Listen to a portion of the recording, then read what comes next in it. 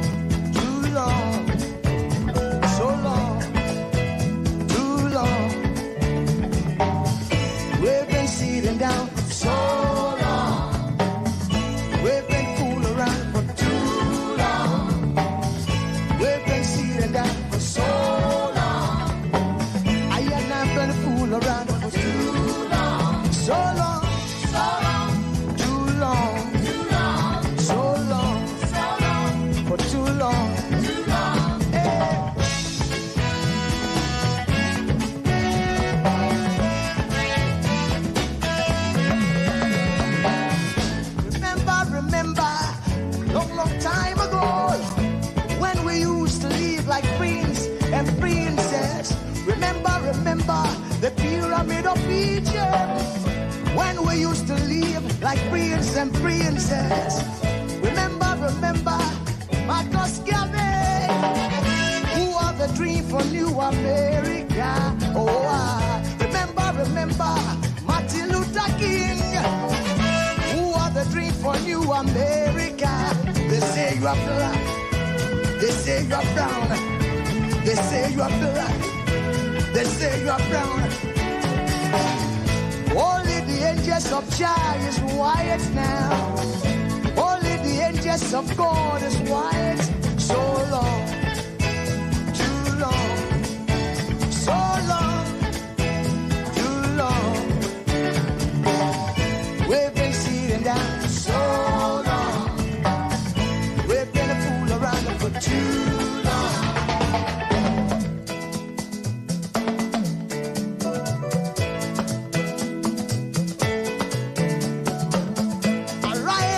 Sleep, Africa.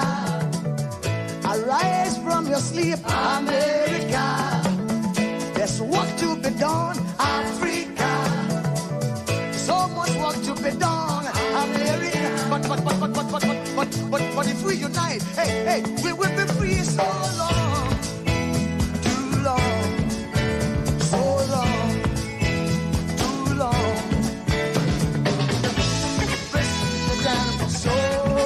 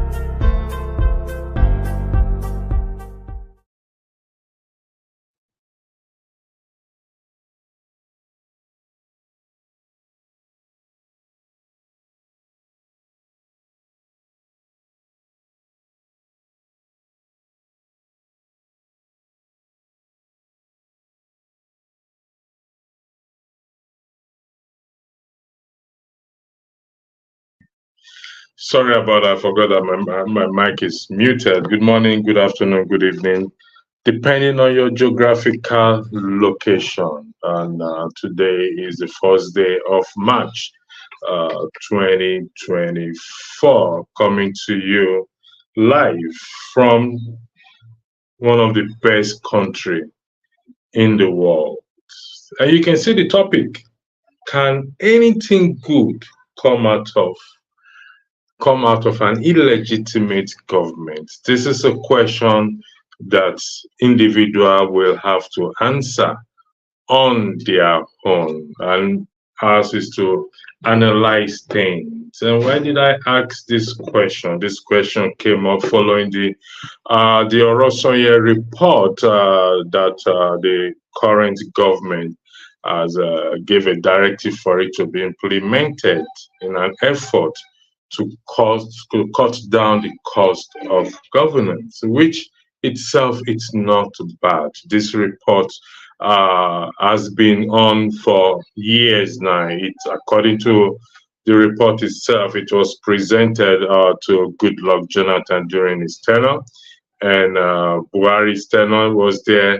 So 8 plus 4, that's about 12 years or more than 12 years, depending on when it was presented to Goodluck Jonathan. But that is not the case. The current government has been described as an illegitimate government.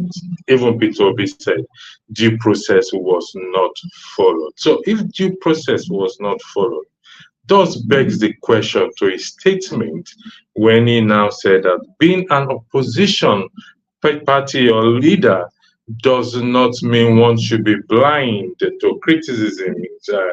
One should be blind to criticism. So, or thoughtless, and thoughtless to criticism. So, meaning that he approved or is supporting the current government for implementing or accepting the Orosenye's report. Well, like I said in the comment section, in the description section, there's a difference between being an opposition to illegitimate government than to an illegitimate government. And if due process was not followed to arrive at a conclusion, for example, when you're doing a mathematical question or want to solve a mathematical question, you have to give an explanation or the working or how you arrive at the answer, because you can know the answer but don't know the workings on how they got to the answer. So that begs the question, if this government is an illegitimate government as described by the opposition party, Labour Party, and its former presidential candidate, and the diehard supporters. Now it's saying that it's approving of it or support, I beg your pardon, has it turned the corner and now suggesting, I beg your pardon, that this alleged illegitimate government is now legitimate. Now, back on the Orosenye Report, the purpose is for what? Is to cut down the cost of governance. Recent report shows that the president is about to travel to Qatar, and his son is a private citizen going on in that trip. How does that reflect cutting down cost of government or governance? How? Hence begs the question as to, can anything good come out of this illegitimate government as alleged? Or is it a case that taking the Orosenye Report, giving directive for the Orosenye Report itself, is to legitimize or to make people feel as if the government is doing something? A few days ago, he said he accepted responsibility for the hardship that many Nigerians are suffering. Well, that's applaudable. Let's applaud it. But what is the government going to do to dampen or lessen the hardship that the people are going through? That's another question for him to answer.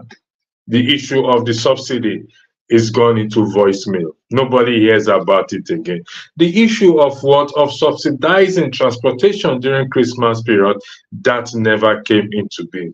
So on and so forth. The question again that all Nigerians should ask is, or that is being asked to all Nigerians is, can anything good come out of an illegitimate government? And this is the definition of the word illegitimate. It means it's defined as not authorized by the law, not in accordance with accepted standards or rule. So when Peter Obi is now making that statement, I think I need to get the statement out itself and read it out properly. When he made that statement as to being in opposition does not, just give me 1 second, screenshot, I have it here, I'm going to pull it out now, and I'm going to read it out for us to get exactly what he said. He said, I quote and I read, I have received several text messages breaking Orosenye Report, Peter Obi react. I have received several text messages from people wanting to know if I would have implemented the Orosenye Report, which full implementation has just been directed by the president in response to their question. I would like to refer everyone to my manifesto and my response to similar questions during my campaigns. On the 5th of October 2022, at Harvard University, I was asked, will you implement the Orosenye Report? I responded in the affirmative. I went further to explain that implementing the report is one of the best ways to make governance efficient, cost-effective, and productive. Being in opposition does not warrant blind and thoughtless criticism. Whenever the government takes the right decision, we should agree, and if need be, propose related or even better ideas to move the nation forward. And like I said, that is applaudable. But the question here is, the government has been described as an illegitimate government. Like I said, Peter Obi also said, due process was not followed, meaning that that government is illegitimate. When due process is not followed and you arrive, even though you arrive at a conclusion, that does not mean that it is right. It is always wrong. So many have spoken out. They stole the mandate. The people's mandates were stolen. How suddenly? He's now supporting the Orosenye Report that the current government is implementing now. That's the question, or for him to clarify if he has taken a different turn, now have a different position to the government. I have often argued here that, well, if that is the case, then the invitation extended to him by the current government should be accepted. Many kicked against it, saying, oh, how can he work with a corrupt administration? How can he work with a corrupt person? But you heard what I just read now. He is in full support of the current government implementing the Orosenye Report, which itself, it's a good thing. So where does it stand? That is the question people should ask.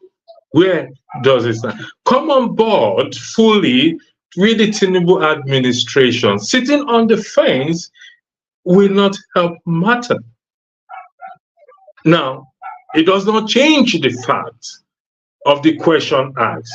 Can anything good come out of an illegitimate government? Doesn't necessarily mean because it's Tinubu's government. It could be anybody's government. So the question in context is to the current government. His son is listed among those traveling to Qatar. Maybe when the day or the time comes, it will be withdrawn due to what? Due to people crying out. But should that go ahead, it begs the question as to, are they really interested in cutting down costs of governance? which I doubt. He accepted the responsibility for hardship. In my opinion, following accepting that responsibility, which I think is even is a blindsided thing, or he did it or said it blindly, or he was pushed to say it because the hardship has been there before he came on board.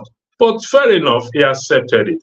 In my opinion, I think the next thing he should do is to step down and hand over the government to what? To his vice president, Shettima. Now, Nigerians may kick against that and say, oh, why should they hand over to Shettima? Because it's alleged to be what? To be sponsoring Boko Haram. We can't have it both ways. Not possible. Either you support the current government in its present state and stop being negative towards it, or he steps down and hand over to what?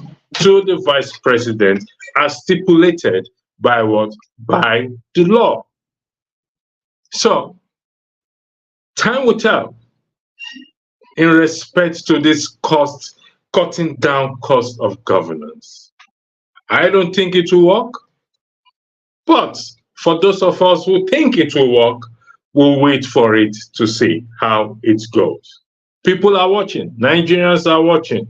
We will see in the next coming days, weeks, months, if indeed governments, particularly the legislative arm, will cut down their own expenses. If they will return the SUV that was given to them, if they will, because the reason they gave for buying that SUV is because Nigerians' roads are not good. So it is good for the citizens to drive, or the ordinary man, the hardworking man, the ones who is suffering hard to drive on bad roads, while they can have SUV and drive quietly with bodyguards and whatever it is they get and drive. So we'll see the reality, or how realistic they are in cutting down cost of governance. Peter B has clarification, has to clarify himself in respect to what his position based on that comment, because it is contradictory.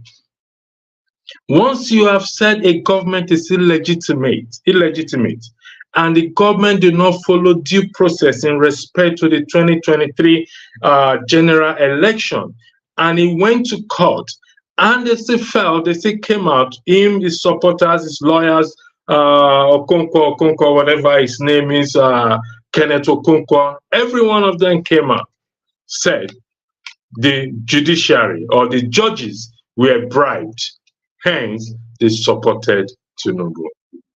So, if that is the case, if it is true, why will he support the Orosenye Report in this present government? Is he playing the script as people have alleged? Yeah, this life is so sweet. That's what I keep telling people. There is nothing hidden that will not be made manifest, and we shall see what the end to this Orosenye's report. Like I said, for the record, the report itself is good. It's applaudable. It took effort for someone, individuals to put individuals to put it together to cut down costs, merging ministries and departments together, scrapping the ones that are not necessary. I have read it. They are good. And according to what Peter B also said, it should be applied to other sectors as well too. However, the question still lies: can anything good come out of an illegitimate government? For those of you who have joined me in the comment section, thank you very much for coming a seed. You said my argument doesn't add up. How? Please, let me take your next comment. Coming on board is not necessary to support an independent report and doesn't negate the fact that the government is in place through government is in play. The government is in place through illegitimate government. You said again, it's not contradictory. Well, let me ask you this, because it was in his what? In his manifesto. Agreed, I read it. It's a manifesto. Sid, if you can answer this question, I will really appreciate it. If you are still there, if not. Peter Obi did say, could you confirm in the affirmative, yes or no, if that would be possible? Peter Obi did say or stated that due process was not followed during the 2023 general election. Do you mind confirming if you heard that? So,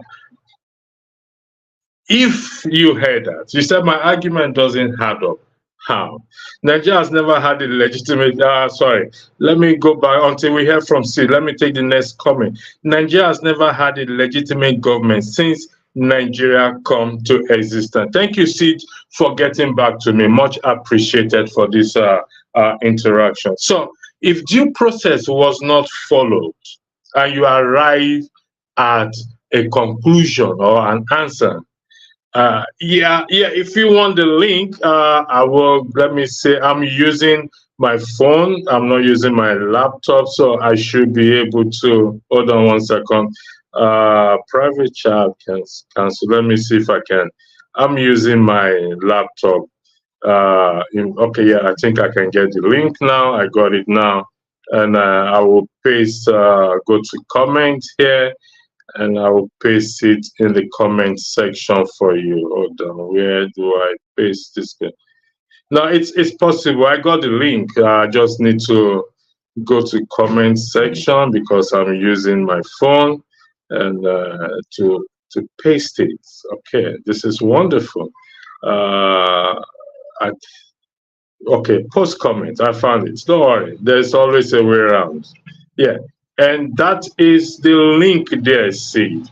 I just sent you the link for you to come on board if to join the platform. So going back to your comment, I have also, yeah, you answered yes. So if until such time that you come onto the platform, so if due process was not followed, also it is alleged, or it was alleged, that the judges were bribed. Hence, the matter favored, the judgment favored APC.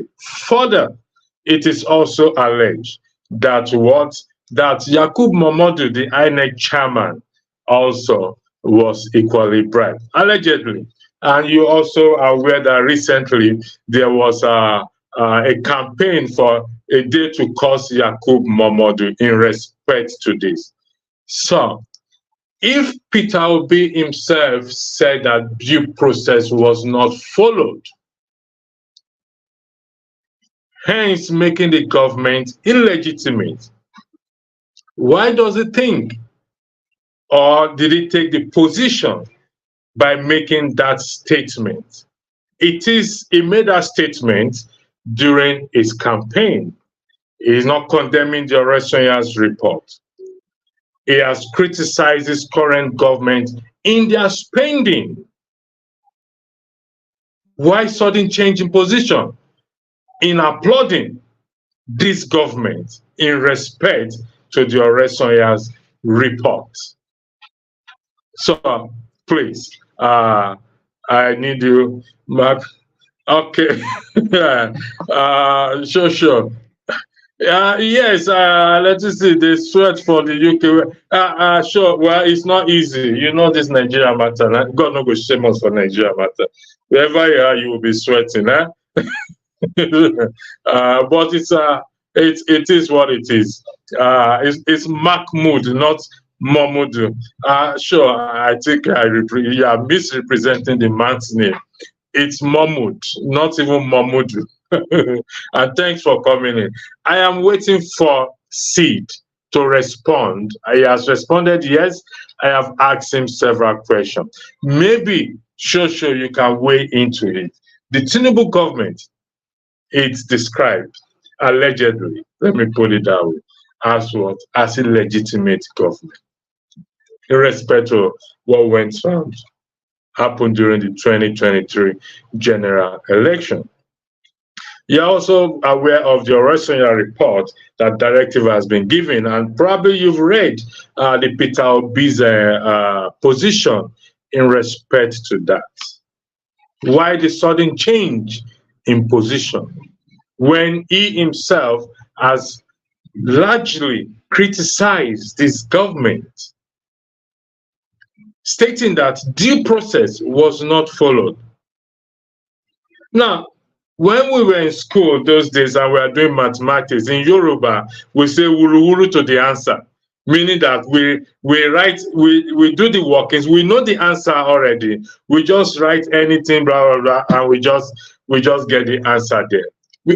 Fortunately, the lecturers or the teachers knows very well, and they fail us, and they say, go and tell us or tell him or her, the teacher, how you arrive at this answer. And that is what the APC or the INEC could not provide to Nigerians as to how they arrive at the conclusion that the APC government actually won the 2023 general election. So that makes it illegitimate. So why the sudden change in position? Because where I'm sitting from appears that he has taken a turn, a different turn. Now saying, everyone, let's support this government, or appears to be saying, let's support this government. If that is the case, there's no shame in coming out and saying it, and his supporters also should also come on board. I have always said, the position that to get things right, we cannot sit on the fence. We can't distance ourselves from the government.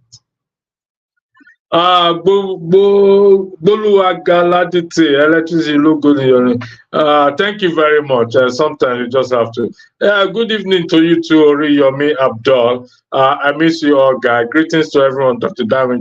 So, for those of you who are familiar with the Orosenye's report and this government, the question being asked is this: can anything good come out of an illegitimate government?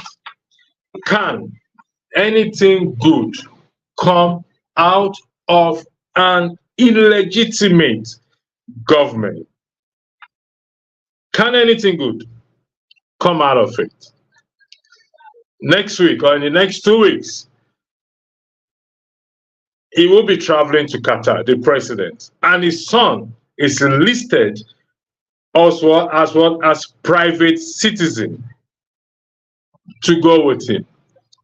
How is that cutting down cost of governance? What role is his son going to play in Qatar? Is that not a waste of money? Huh? You guys, we are here doing serious business.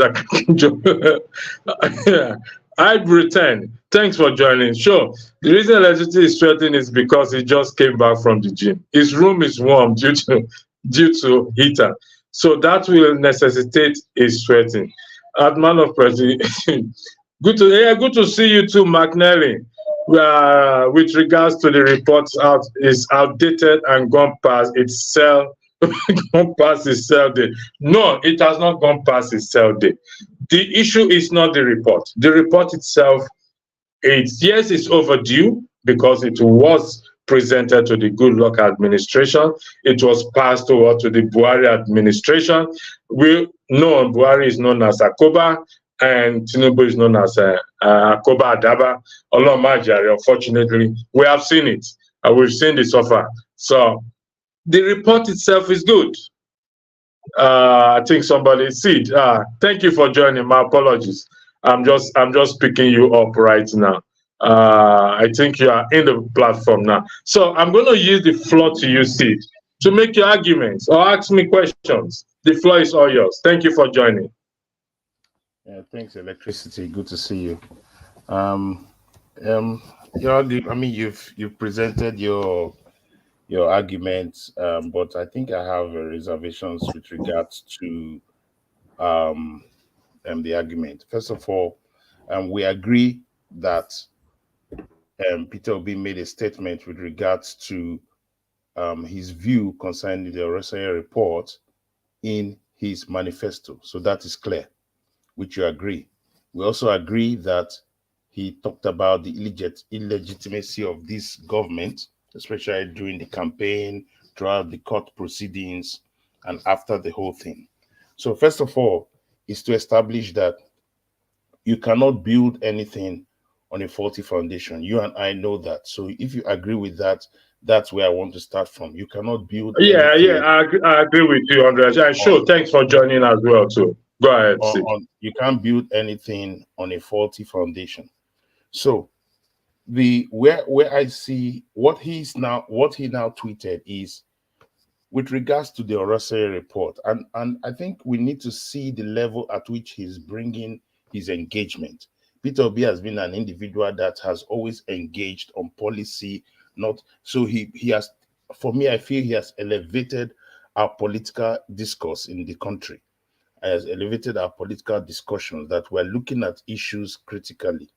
So first of all, he did not disabuse the report, because the report is an independent report, which we should all agree on, that this report is an independent report that's brought to each government for implementation, and each government had sidetracked implementation. Now, the Tinubu government, which he regards as illegitimate, and he has been harpooning, he has been putting a lot of pressure on them because of their seemingly rascality. Right from this government, we have seen them buy cars, we have seen them do so many things that show that they are not thinking about conservative process with regards to governance, with regards to reducing cost of governance. And so Tinubu's government, even in the international community, it seemed to be a government that is frivolous. They are just spendthrift. Now, Tinubu is playing to the gallery as usual. He suddenly says, Orosenye report. Did he not see that report before announcing his ministerial team? Did he not see the report before he has been jocketing throughout the globe? And even that report, one of the things in that report is that there's no office for the first lady. Even now, he has the first son and all that. But what Peter Obi is trying to say is that I believe in that report because already I've talked about it. Just like what Peter Obi has talked about subsidy, he has talked about this report, that he's going to implement this report to the fullest. He's going to implement. So him saying, I'll implement the report to the fullest is not a problem. And him saying that, okay, the government has decided to implement a report. That's a good thing. However, the challenge is the government truly implementing that report to the fullest? Because he has a plan. He has said it clearly how he intends to implement the report. So there's nothing contradictory to say this government has not come through a legitimate process. They are not standing on sure foundation. And so the government is all the government is trying to do is what people do when they have a wrong foundation. They try to prop up to hold things back so that people will have that understanding. Oh, he's doing something good. But if you look at it, he's doing something good with the left hand, and with the right hand, you can see what is happening. His son is on the list. His son is on this. His son. This was the same son. This was the same son that he did not want to be part of the NEC meetings, the meetings that with government officials. But the son still attends such meetings. It's just that it came out in the open. His sons are going for state meetings. So the question is, if his sons are going for state meeting, is the state paying for it? If he's paying for it from his pocket, that's fine. That's okay. So Tinubu should tell us if he's paying for it from his pocket, or it is the state, the Nigerian taxpayers that are allowing that. So I don't see any contradiction between what Peter Obi is saying and his stance with regards to the government, and his stance in terms of opposing the government in terms of their policy. So if a government says, okay, we want to implement this policy, for instance, subsidy is a very controversial policy. It was in everybody's manifesto. It was in Peter Obi's manifesto. It was in the manifesto of the PDP that they will remove subsidy. But every person's implementation is the problem. So Peter Obi supporting a policy of the Orosenye Report is not contradictory, because he can support a report because the report is independent. Okay. So you can't say now, finally, as I learned, you can't say because he's supporting a report that a government wants to implement, that then he suddenly should come on board for the government. No, even previously last week, he talked about certain economic policies, and he says government should look at these economic policies and track it differently. So he is contributing to the government from the place of opposition. Okay, thank you, Sid. I'll come back to you because there's a comment I highlighted by McNally. I'll come back with that comment. On the screen there is a definition of what illegitimate means. Not authorized by the law, not in accordance with accepted standards or rules. And you did say that it's already anything, we agree that anything built on a faulty foundation can never work. And I believe also that, or I argue that Peter Obi also believed in this as well. Before I come back to you, I'll go to Shaw because I have some questions. I picked out some things from what you said, but let me give Shaw the floor to weigh in into the topic. Can anything good come out of an illegitimate government? Sure, welcome to the platform. Thank you, Electricity. Sid, good to see you. On a side note, Sid, whatever room you're sitting in today, you should go to that room all the time. This is the loudest you've spoken since you've been joining this platform. You know, you're not whispering today, or maybe the ladies are not in the comment section. You know, you're talking and we can hear you properly. No whispering, no sexy bedroom voice. That aside, so the topic itself, or the question itself, can anything good come out of an illegitimate government? Yes, some good will come out, but like Sid said, they will give you one, they will take five, because it's the nature of people who are dubious. You know, they're there for themselves, not just Tinubu, anybody, any group of people who are dubious. If you have to unalive people to get to power, if you have to bribe to get to power, then it can be genuine love for the people. You're there for yourself. So something good, you know, might come out of it as byproduct. But while you're looking at that one thing they're giving you, while you're distracted, they're taking 10 from you. That's what would happen in most cases. Now, to go into the crux of it, I think you're talking about Peter Obi's tweet, where he commended the administration for adopting the Orosanye report. You have to remember, Peter Obi is a politician, and he has to be circumspect. He has to be wise. And he has to be seen to be wise. Right? You and I can come and say this is BS. It's just this. They are lying. They won't implement it. Imagine Peter Obi saying that. It's bad optics. He's a politician. We have to remember. It's bad optics. You can't just, he cannot just criticize everything for the sake of crit. I can, and sometimes I enjoy doing it, but Peter Obi has to be different. Now, what Peter Obi is saying is, this report, like Sid said, stand alone. It's a very good recommendation. And that's why they all keep running to it when they get into power. Oh, we're going to implement the Orosanye report. Of course they won't, or they will take one or two things and implement and ignore the rest. So what Peter Obi is saying is, if they will do it wholeheartedly, it will be nice. But it's like expecting, don't let me use those sort of examples, but you know, Peter Obi knows, he knows they won't do it. It's in their nature not to do it, because doing it would go against everything that these people represent. They said Orosanye report is good, but Tinubu's children are going to Qatar to do what? We saw the convoy in Lagos. They reduced it to the last one we saw that everybody talked about, but it's still too much. One of his spokespersons said that, you know, in Britain, Prime Minister takes his children on foreign tour. The Queen will take, you know, Charles, who is now the king, when he was young and all of that. You know, Yomi said he's a lady. So, you know, you can't compare the Obama's children, those ladies now. At the time, they were little girls. So you're comparing those sort of things that the world leaders will take their children on foreign trips for education. What education is Sheyi Tinubu and Yinka Tinubu? I don't know, maybe that's the name. What education are they getting in their late 30s, early 40s? You understand? So in one breath, you're saying you like the Orosanye report. Immediately, you are going against everything that report is advocating. Peter Obi is not foolish. He knows they won't do it, but it has to be seen to be objective. He can't just go all out and say everything they do, even the things they've not done in the future, is rubbish. He can't do that. You and I can do that and get away with it. So Peter Obi is a politician. Let's realize that. So these guys, in terms of the report itself, will they implement it? I don't think so. I'll be happy if they did and cut cost of governance. But even Tinubu, when they went to the last Dubai, one, and they said, they took 1,400 people and the whole country was up in arms. And they said, going forward, we would only take 20 people. This time they've taken 38 or 40. The same 2 days after you are saying the Orosanye report is good, they're not going to do it because it's going to affect how they operate as a people. It's job for the boys and the girls. They have too many people they're indebted to that they have to satisfy.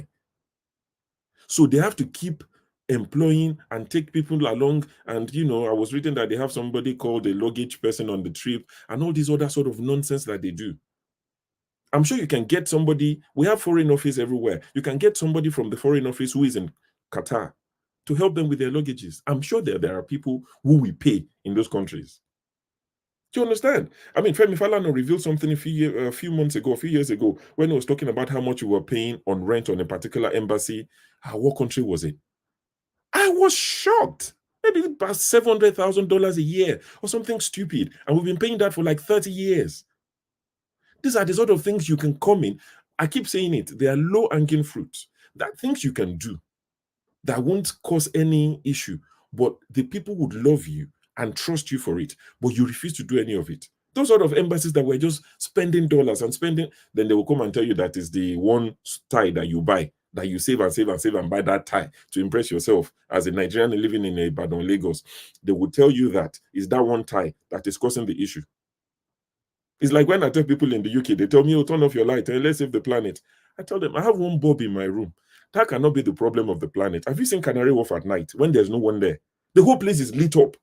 All the skyscrapers light is my one bulb. Let the planet blow if it wants to blow. My bulb is not the problem. Do you understand? So it's the same thing that applies to these guys. See, Tinubu is going to do is he's told you, don't kick me out. Let me finish my 4 years. After 4 years, kick me out. He knows he's playing the long game. You want to kick Tinubu out in 4 years? How? Which election are you holding? When he wasn't in power, he did what he did. You now think you now want to go to the master of snatch it, run, and something. Nobody is winning 2027. Let's forget it. So thank you, Chef. In the conclusion, not the broadcast itself. What I understand from both of you is that, though regardless of Peter Obi's statement, he knows that the government will not implement or it will not work. Would that be correct? Yes. It's like telling Pablo Escobar in those days that although you are giving people money in all these poor neighborhoods, but please, can you stop selling drugs? So if it comes out, what will happen? What will happen if it comes out to condemn that, to say that the government will not implement this? How does it sit with his die-hard supporters? He will do that, and he's been doing it. He just has to give them the benefit of doubt for optics to say this one that you've said you would do, I second it, I support it. But tomorrow, don't be surprised Peter Obi comes out and says, despite the Orosanye report that you said you're going to implement, taking this many people to Qatar is wrong. Don't be surprised he does that. The truth of electricity is this. This is about politics, and it's all about, okay, you've got an independent report that the whole world knows about, all right? Governments for 12 years have seen that report. Now you say you want to implement it because you can see both international and local pressure saying that your government is overblown. everything in the Senate and everything is showing, and then you keep telling Nigerians to endure, and Nigerians are pressurizing some on the streets through different, and it's across board, both professionals, everybody is feeling the pressure.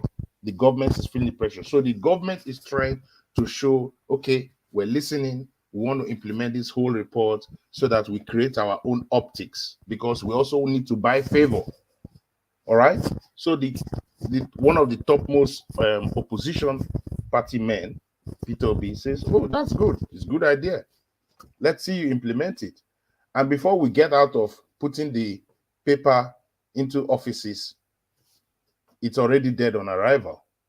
It's obvious to everybody that it's dead on arrival, because look at the list of people going. Look at his list. Even what he said he would do, 20 people, he has exceeded that.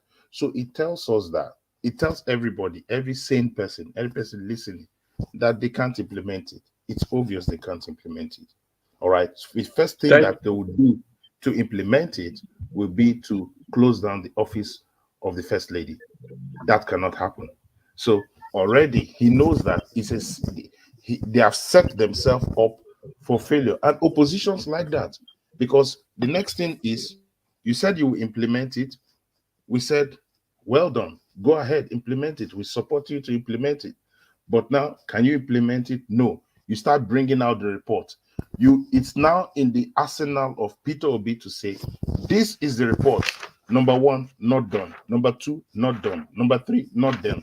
It means you are telling us you're gaslighting Nigerians. So the pressure is on Tinubu to implement, not on Peter Obi, not on anything. And it doesn't contradict his stance that this government is on faulty legs, and so they will not ever do anything that is correct because they're on faulty legs. Thank you very much. The next topic, I'll go to you, Show first. I believe you heard me when Tinubu a few days ago accepted responsibility for the hardship. Why are you laughing, for crying out loud? Should we end the broadcast?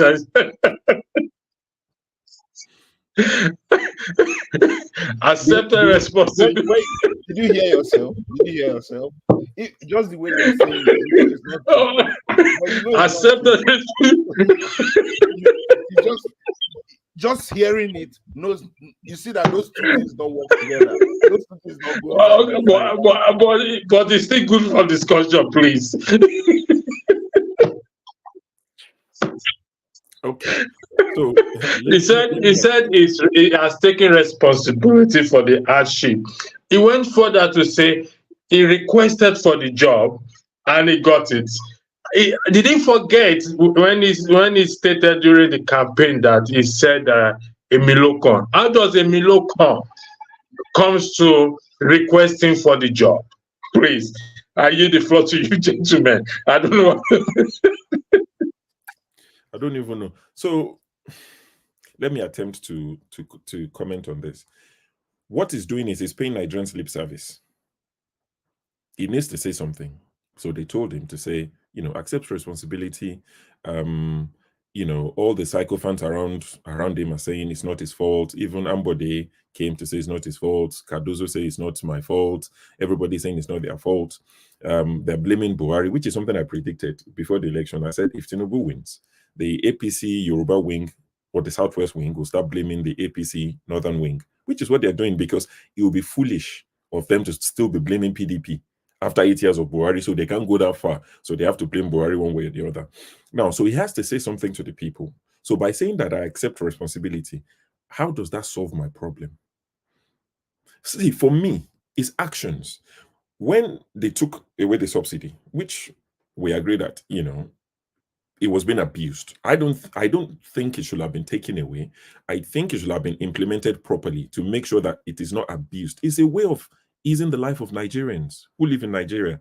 So rather than go after the people abusing and exploiting the subsidy, you cut it off. So Nigerians are suffering for the sake of the few that were abusing the policy.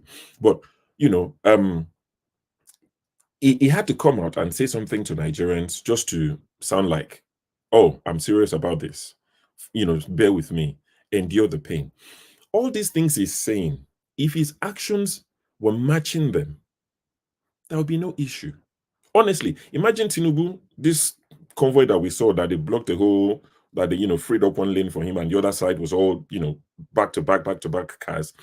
If that convoy was like 10 cars, 10, that would be different. And so, because for optics, some people, even myself, will be like, okay, it might not be much, but we're moving in the right direction.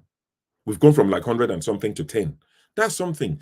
Tinubu, he has the power, he's the president, and he's the leader of the party. He can tell all these people to stay in their offices and do their jobs. Why are you here? To do what exactly? If you need me, you can reach me. You don't need to come. And how much conversation do we even have? You just line up, you shake me, you bow, and that's all the conversation we're having. I'm not going to see you. I'm not going to talk to you anyway. So he could do all those little things. So his actions will begin to match his words. He could easily say, I promised 20 from the last 1,004 that we took to Dubai, and I said we're going to reduce it to 20, but look at us going to Qatar. We have only 16. We're not even taking the full 20. Those are simple things. And that's why when they say, if you love this country, come and give us the advice you have. Come and drop your advice. Don't stay and be criticizing. See, anybody that tells you that, I don't advocate violence, but please slap some fruit into them. They know what they are doing. If you tell me to come and advise Tinubu presidency, not him as a person, the presidency, are you telling me that amongst all these thousands of people, these freeloaders hang about, none of them can think these are easy wins for us? Let's see, if you're asking for help on big economic decisions, bilateral agreements, if you're asking for help, if you're asking for advice on those things, you need seasoned professionals. I can understand. But I'm saying that the things that does not require thinking, the things that you can ask an SS3, at least one of the school prefect, the one that goes to school, assistant school prefect, the ones that you can speak to SS3 boy or girl, and they can tell you, cut the cost of governance. Do we need this many people? Do we need 46 ministers? Now see, when they said they were, did you see the list when they were merging all this, when they read, even make you think, gosh, how bastardized is Nigeria? Some of these things they're merging. That's when you start to realize, so this one exists, this one exists, this one exists. For what reason exactly? So many duplicates. To help the You understand? And people are going to complain when it merges. So merging them is one thing. Would heads roll? Would people lose their jobs? Because you can merge things and you still keep the staff. So you've merged it on paper, but the staff are still there. So they don't need advice. They can do simple things that requires no thinking, that requires no professional. I'm not a political scientist. I'm just an analyst. I come here and I talk my own. The little I know, I talk it. I leave it for the seasoned professional analysts who know how to solve Nigeria's problem. They stay all for hours and hours and they discuss it. Me, I come and say my 30 minutes and I'm gone because I'm not a professional. Even me that I'm not a professional, I can tell them 50 things that they can do that would start to, it would change things. There was a particular guy in the comment section. He's disappeared now, and may he never return. Every time, about 6 months ago, that I would say, cut the cost of governance. I didn't have to read Orosenye Report. Cut this, cut that. Don't let us spend money on this. I would list things like buying cars. I would list things like, flying Tinubu's son, flying the Nigerian presidential jet to Kano to watch. Do you know how much how much security would go into that? It's not your turn. It's their turn. I know. But every time I said things like that, there was a particular guy in the comment. He used to call me an alarmist. He said, all these things that I'm listing, how much would it come to? Would that solve the problem of Nigeria? And I used to tell that guy, it doesn't matter how little problem it solves. You people keep telling us we're broke. We're a poor country. And we are telling you that out of the little that we have, let us spend it judiciously. Let's not waste it on frivolities. But you're telling me, how does it solve the problem of Nigeria? In the grand scheme of things, have you seen the budget of UK? All our budget is not up to the budget of the NHS, which even makes it worse that your people are now squandering the little we have. I will give him simple examples like each of you do, and that's one thing they don't like. When you simplify the solution, they don't like it. It's like some religious leaders that they will tell you, the word. It is not, your carnal mind cannot comprehend it. You have to be in the spirit to understand the words. It's a lie. It is written in English for a reason. Read it and you will get it. I used to tell some of these guys that even if it is our primary healthcare centers that will provide free paracetamol, let us cut some of this cost and use it to buy paracetamol for our people. That's a win. Imagine everybody knowing that if I go to my primary healthcare center, I can get paracetamol if I have a headache. It's a win. I'm not saying move Nigeria to UK standards tomorrow. Let us celebrate our little wins. Electricity, as you do now, you're a father of a household. You are used to drinking your Hennessy Black or Hennessy XO every night, 1 or 2 shots after the meal. And your children will have 3 meals and they will have dessert at night. Then things change. Conditions are tough. Then you tell your children, oh, from 111, it is now 001. No breakfast. You eat school lunch. You come back and I feed you dinner. No breakfast and lunch in this house anymore. Things are tough. Your children said, okay, daddy. You, now that you are drinking NSA Black, I would expect you to change to start drinking Courvoisier. If things don't change, regular Courvoisier, VSO, not VSOP, 35 pounds. If things don't change, then you drop it to Ceremi, 20 pounds. If things don't improve, then you start drinking Trophy. Your children will know that daddy has to drink his alcohol, but he's making sacrifices. But when you're telling your children that no more dessert, no more McDonald's, you can't have eat out, you can't have takeaway, and you are going from XO, you are not drinking the one that Wiki is drinking, 10,000 pounds per bottle. That is what they are doing, and that's why the people are saying it is not making sense. But their supporters will still come here and tell you, oh, you like to complain, oh, you like to win, you will for 8 years. Who is willing now? How does it affect me? It doesn't bother me personally. But there are a lot of Nigerians who don't deserve this. Out of the little we have, let us be judicious. Thank you, sure. Sid, I need you to weigh in. Sure, I'll come back to you in respect to work, Jackie. Okay, I hope I come back to you soon. In respect to that, the word of God you mentioned, because it's pray. I'll come back. Can you weigh in on this, Sid?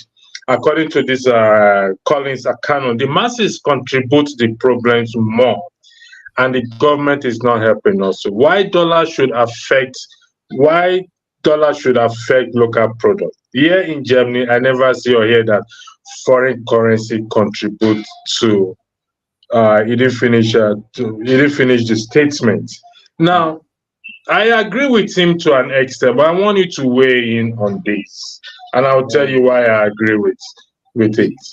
I mean, masses contribute the problems more. Not totally, but they have a part to play.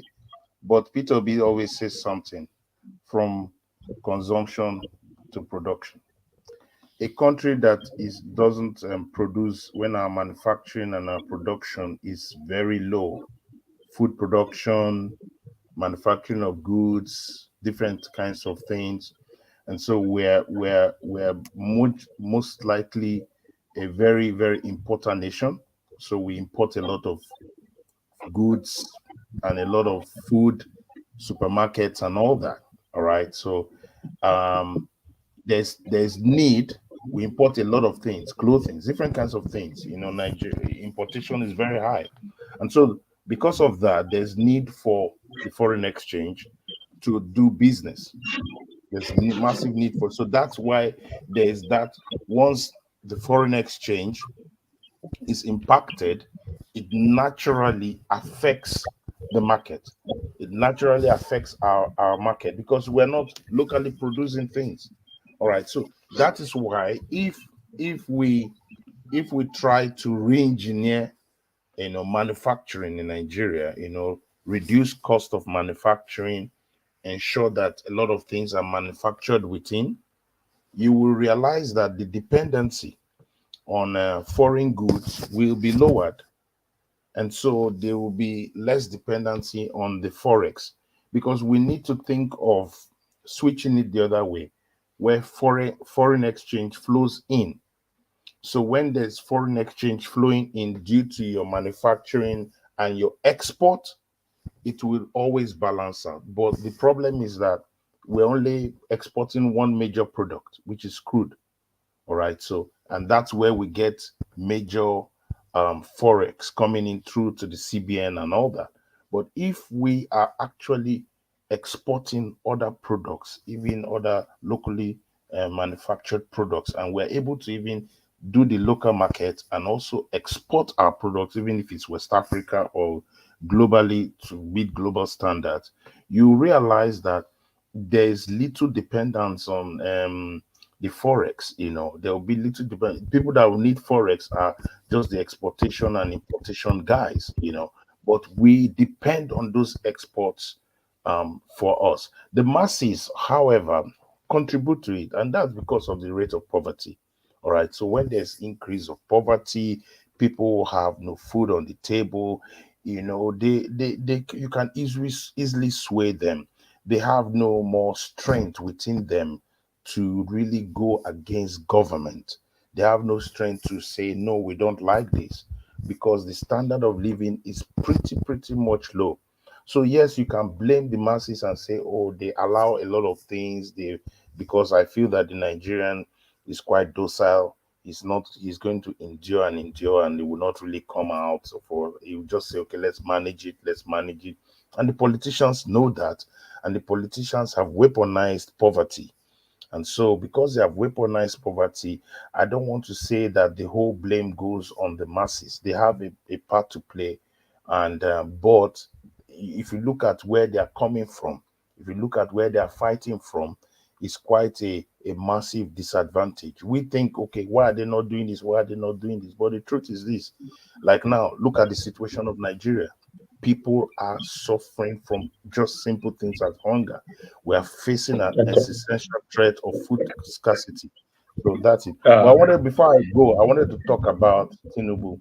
Number one, what a man does not have, he cannot deliver, no matter how he tries. He cannot be what he is not.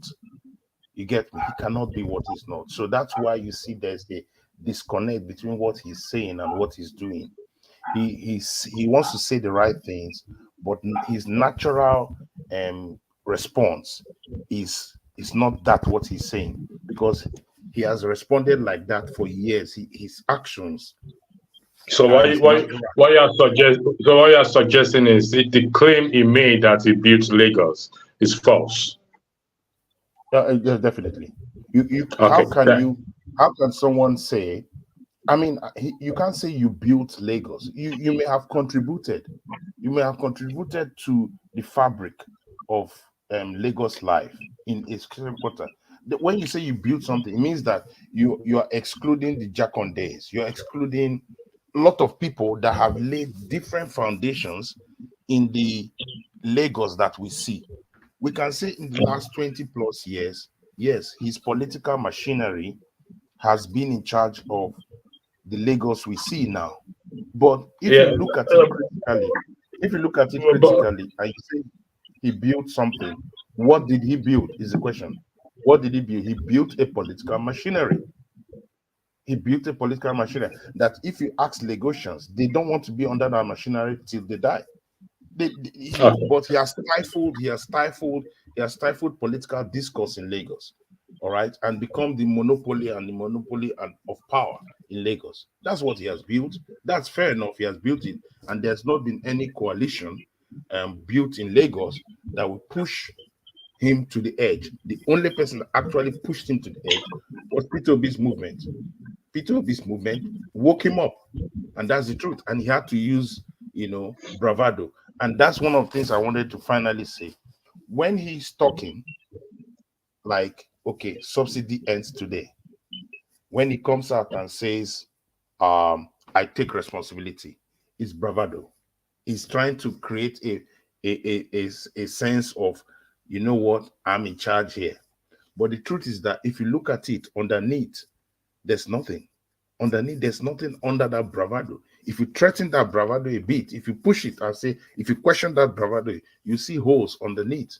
And that's the biggest problem he's having. When he went to Chatham House, what did he tell us? He told us that it's teamship.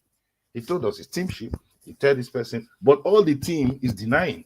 All the team guys, oh no, it's not my problem. Oh, it's not my problem. It's not my problem. They push it to him. And he's trying to be brave to say, I make the decisions, I take it. But he's being brave is showing bravado with no content, with no proper work done behind the scene.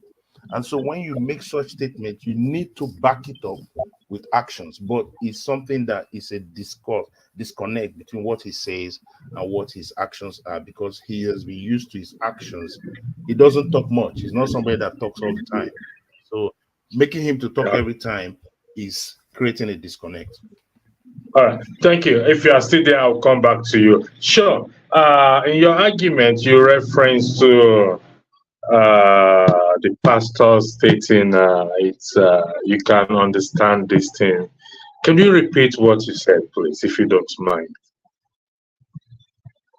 You're muted, sure. You're muted. You're muted.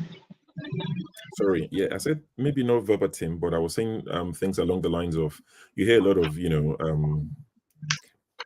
religious leaders and people close to them who are the custodians of holiness tell the people who follow them oftentimes that you can't just read the letter, you need to be of a certain mind to read it, to understand it, basically telling them, without telling them that the whole point of Jesus coming was in vain, because Jesus came so that he could remove the intermediary and we can have direct access to our Father.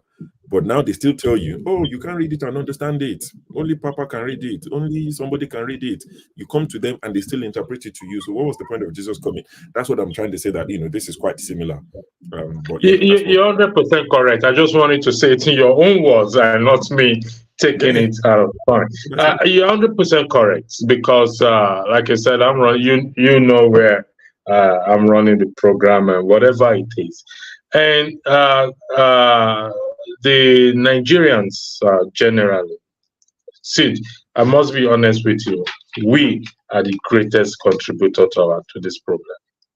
We are what Tinubu is our reflection. Tinubu came out of us. I'm being honest with you. Tinubu came out of us. I'll give you an example.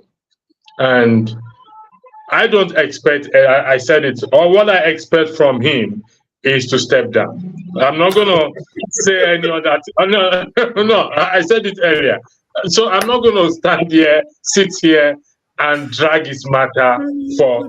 I know that may not happen, but my position is stepped down. The rot is too much.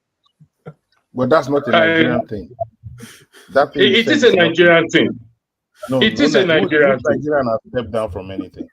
We don't step down from anything. I am just saying, this is my own position. Whether there's no how they quote this government. Anyone sugarcoat this government. No how. I am telling you, because I am talking to you from on the ground, and I am telling you that we Nigerians are major contributor to the problem that we are facing. Citizens, I must be honest with you. Let me go on before you go. I want to say, on the other extreme, Peter Obi is like us too. So you see two Nigerians, all right? You see two different Nigerians. I was even going to ask. You can't just use Tinubu as the yardstick of a Nigerian. You can't use. No. I'm not using him. I said most, majorly. I didn't say every. I didn't say all Nigerians. It's just that the silent majority is not really speaking out. The silent majority of Nigerians have not been known. So we can't say that silent majority that is quiet on the ground doesn't, like, there are a lot of wonderful Nigerians globally, even in that space, that no one. Let me shock you. Right? Let me shock you, Sid. Yeah. I'm going to shock you. And tell me whether I'm right or wrong. Electricity now, why won't you shock us?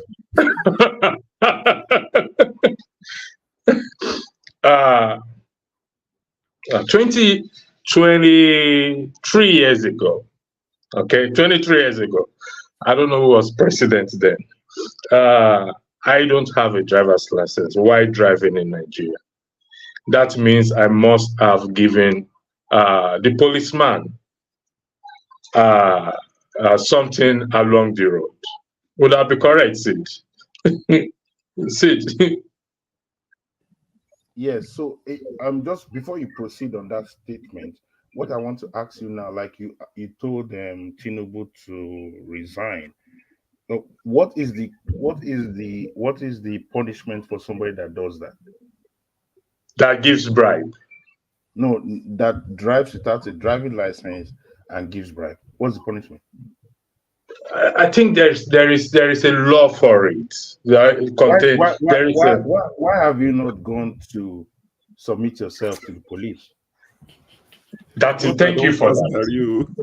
No. That is a good thing. That is a good question. Now, in giving bribe, I don't think, like I said, I don't think there is a direct law that punishes one.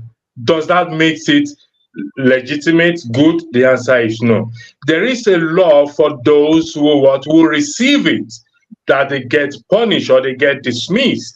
Am I correct in that? I don't think it's absolutely correct. I mean, this will be in the space of civil law and all that. Civil law, okay. I am going to search that for you. The point I'm trying to make is, you said Tinubu should resign from his presidency. He should resign because there is so much controversy surrounding him. That you yourself, who is also a Nigerian like Tinubu, has not submitted himself to the police to say, if there is a law that says when you drive without a license, there's a law when you drive without a license. When you drive without a license, then listen, Sid, I agree with you. If you drive without the point I am trying to make, Sid, hold on. The point I am trying to make is, if every one of us make that effort to say, you know what, going forward, I got reformed. It doesn't mean, I got reformed one way or the other. If every one of us make that effort to say, you know what, enough is enough, because that is where it all starts from. From little 1 naira to what? To 20 naira, to 50 naira. Then when show get to the space, when he's seeing millions, what do you think he's going to do? He's going to what? Continue in it. That is the point I am trying to make. That if every one of us decides to say, you know what, enough is enough, we need to turn this country around. I am not dismissing our leaders' responsibility. God forbid me dismissing it. I am not dismissing it. But every one of us, we are in this together. If we start that way, then we will be able to move, we will meet the government half point. Don't forget to remove, like Sho rightly said, to remove a sitting government, it's nearly impossible. So we are preparing for the next election government coming. If we don't have a change of mindset, the next people that will take over, it will be the same thing. The circle will continue. The younger generation, I was in a school talking to them, I think two Wednesdays ago, last week, Wednesdays ago, about morals and values. And we're working on teaching on the Constitution, the Nigerian Constitution. We have to start from the grassroots and start to change this mindset for the next. Come again. I agree with you on change of mindset. I agree with you on change of mindset of Nigeria, but that's not the only solution.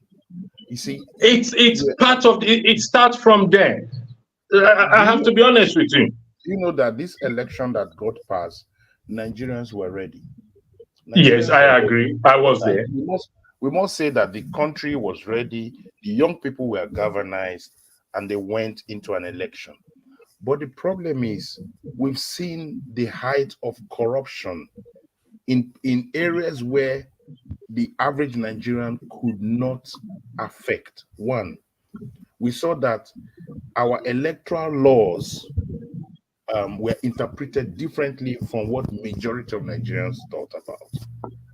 we saw that what we thought about 36 states and that is different with what the Constitution and those that are writers and interpreters of the Constitution, that's lawyers and the Supreme Court, interprets differently. So what we have seen in this election is that it has brought us into a new space that actually you just need a simple majority to win your election. That's one. So we have to tick that box. The next thing we need to look at is that it is not compulsory. It's not compulsory for INEC, based on what Supreme Court has said. It's not compulsory for INEC to show us results. They approved it in the Supreme Court. So now it is, how do we ensure that we play by the rules now, the rules that Supreme Court has set in motion? How do we affect it in such a way that there is a change? We no longer need to require a directive or a regulation from INEC, because the regulation from INEC was a gaslighting. It was not the real thing. When the real thing came, they came to the electoral laws. So there must be a clear effort, mobilization to go back to these electoral laws, because even if you change the mindset, even if you change the mentality of people and say, look, we need to vote right, we need to do right, we need to start making sure that each person's pillar that they hold or every sphere of influence that is positive. So let's go back to that electoral law. The areas where we have had issues in this past election, we need to deal with it from the root. If not, everything you do, even after Tinubu's government, the next election will be rigged, the upper next election will be rigged, and it's just going to be mayhem. So I think it's important that we make those discussions as well as the discussion of an improved mindset. Thank you very much. Yes, the electoral laws matters. As you know, me to be, people call me a section, they tag me section 68 and section 110 of the Constitution. And I believe all these laws should be reviewed and implemented. It's very important. And you did hit the point. I'm not saying the name of the person who just joined us. I don't know if it's Mr. I'm not saying the name clearly. I'm using my phone to do it. So I'm not. Oh, Kingsley, welcome for joining the platform. So, Sid has said electoral laws. And that's, you see, why we change our mindset, we are also gearing towards also educating ourselves and the citizens in respect to these electoral laws and the Nigerian Constitution. A lot of people have gaslighted saying the Constitution is bad, which is incorrect. I think, sure, you highlighted some comments in respect to corruptly gives, and that is found in the Code of Conduct, section 6.1, 6.2, and section 8, that talks about not giving and not receiving bribes. Somebody highlighted it. I don't know who highlighted it in the comments section. As well too. These are what we need to educate. I'll give you an example, and then I'll yield the floor to you guys. I decided that, you know what, this is my personal decision. Anytime I'm going out of Nigeria, I want to acquaint myself with restriction. What is prohibited items? Because if I carry prohibited items, you know what the country is like. You'll be forced, or you'll be pushed to wall, or not pushed to wall. For you that carry prohibited items, you know that all you will do is to give them money. So I'll give you an example. I arrived, and what they call this trolley is 1,000 naira at the airport. So I have only 500 naira with me. Fortunately, the nun sitting by me, we got chatted, we became, and I said, ma'am, do you have naira with you? She said, yes, she has 500 naira.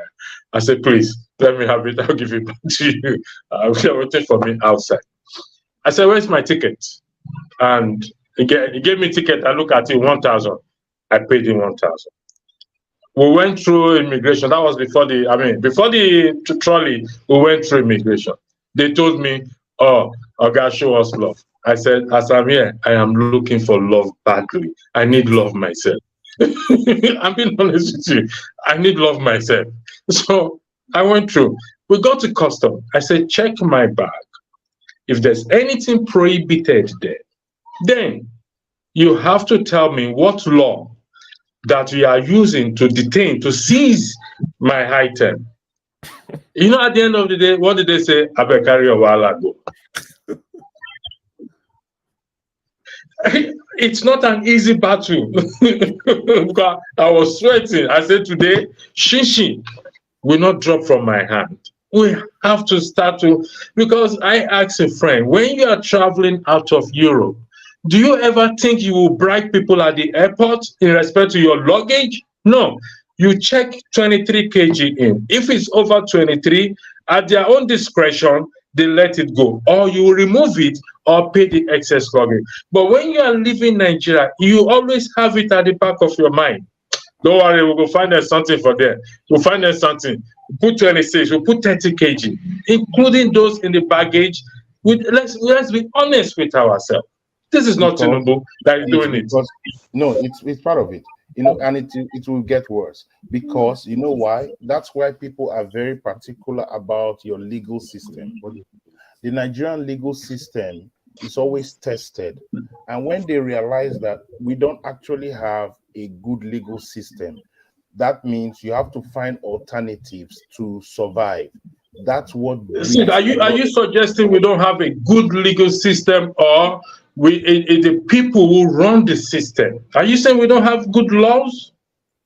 We may not have very good laws in certain areas. Can you cite one or two, please? Can you cite one or two? I won't be able to cite one or two now, but okay. I know that laws can always be improved on, but the system also is a major problem. All right. The system. Sorry for cutting you. The system. That's what I'm going are to. The people. Wait. The system, like what I said, the system of making judges. All right. High court judges, magistrate judges. There's a lot of problems there.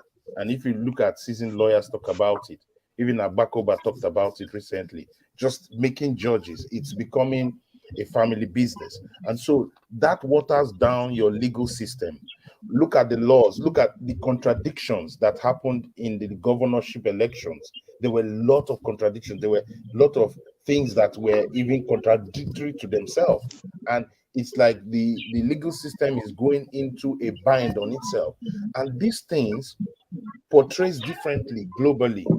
So they feel that when that happens, you are creating a lot of loopholes, meaning we can sort these things knowing that the system is not very legal. So, but if people are punished for whatever happens, if somebody is punished because he took bribe in the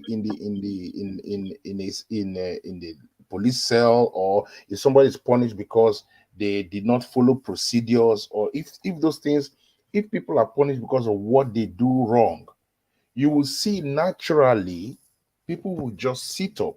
Naturally, people will just say, you know what, I don't want trouble. I just do exactly what I need to do. Because citizens can now. Sorry, sir. Can I hold on 1 second. Let me give Kingsley. Kingsley, I've been there for a while. Just give me a second. Kingsley, the floor is yours. Okay. I've listened to everybody, but I think we are not even looking at the real issue. The real issue is not whether we have laws. The real issue is not whether the recruitment process for our judges, our Supreme Court judges, and all of that. I want to refer us to this USAID. There is a course, they call it conflict resolution. They sponsor the course. If you go to their website, you want to study that course, you can register. Then they will give you, I think they pay for it. The US Congress pay for it. So there are stages, there are fundamental issues with Nigeria that we most times shift away from. We don't look at those issues. And those fundamental issues are responsible for what we are seeing today. That is why somebody like Tinubu can become a president. That's why somebody like Orosanye can become a governor in my state. So what are these fundamental issues? We look at the configuration of Nigeria. from ab initio, Nigeria was not designed to actually prosper. It was just a trial and error. Let us see how it's going to look like. If you look at Kingsley, I am going to interject. Kingsley, hold on 1 second. I am going to interject you there. I apologize for that.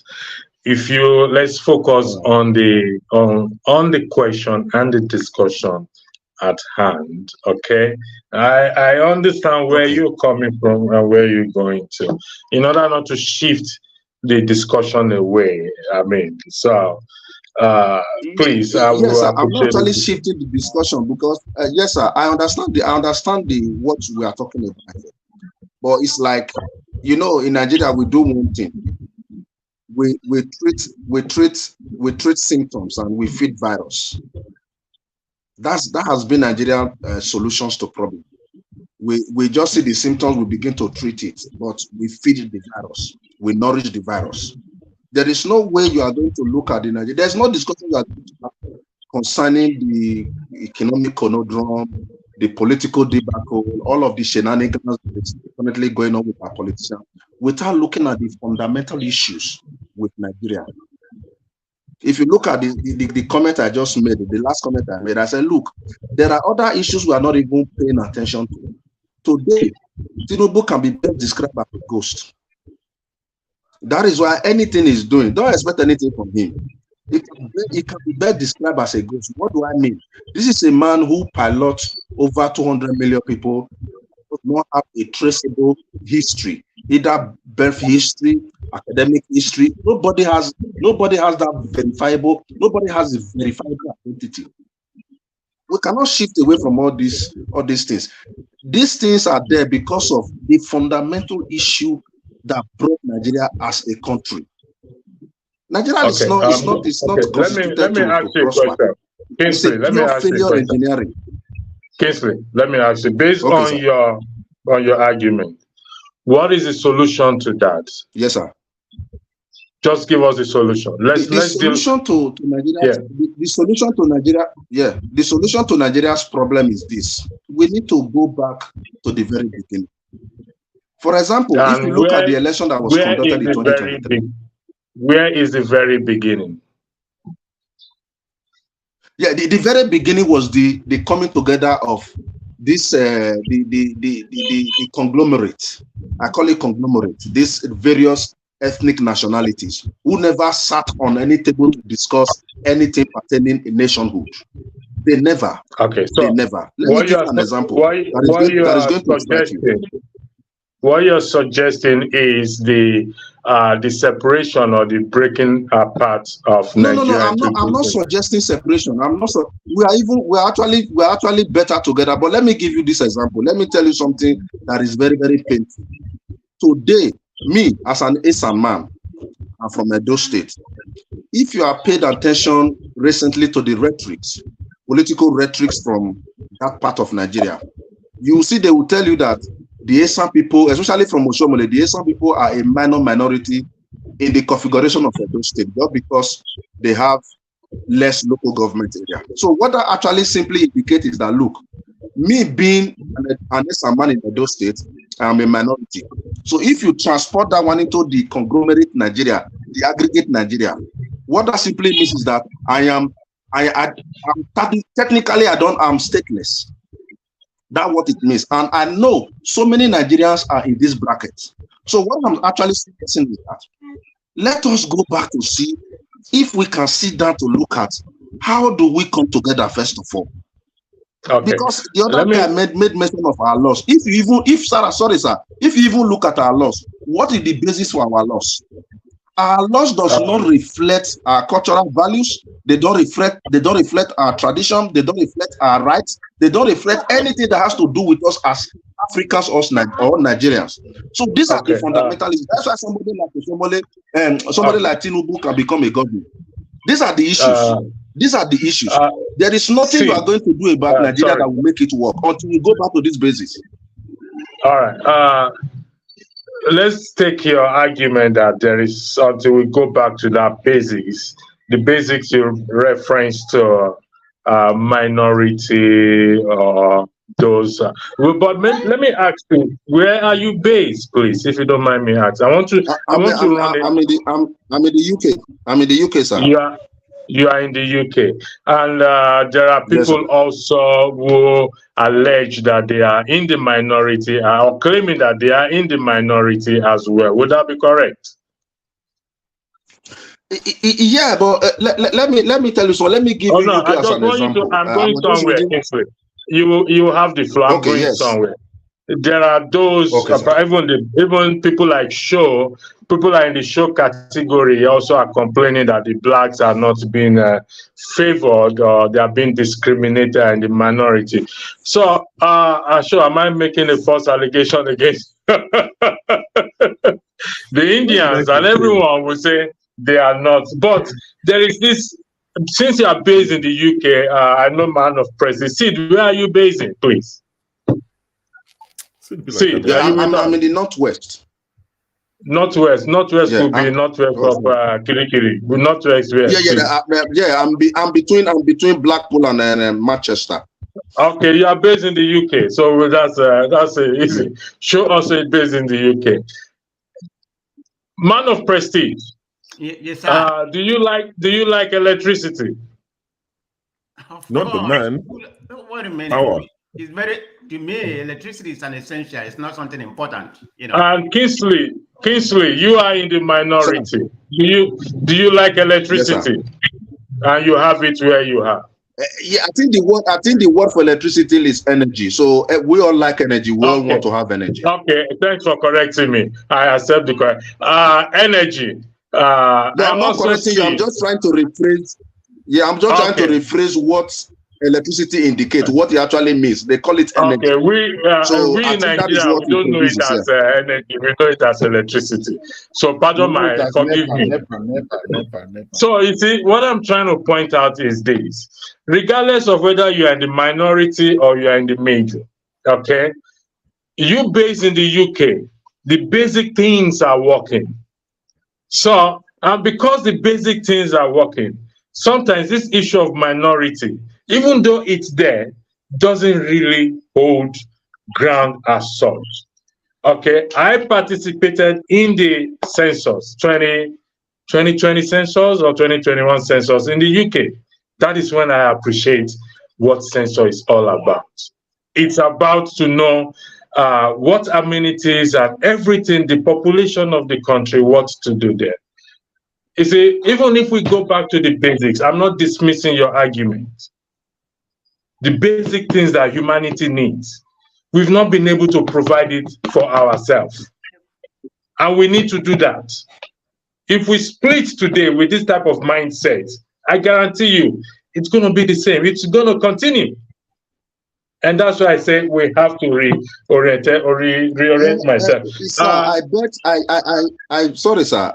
Let me butt in here. I beg to disagree with you a little bit. Disagreement is allowed. Go ahead.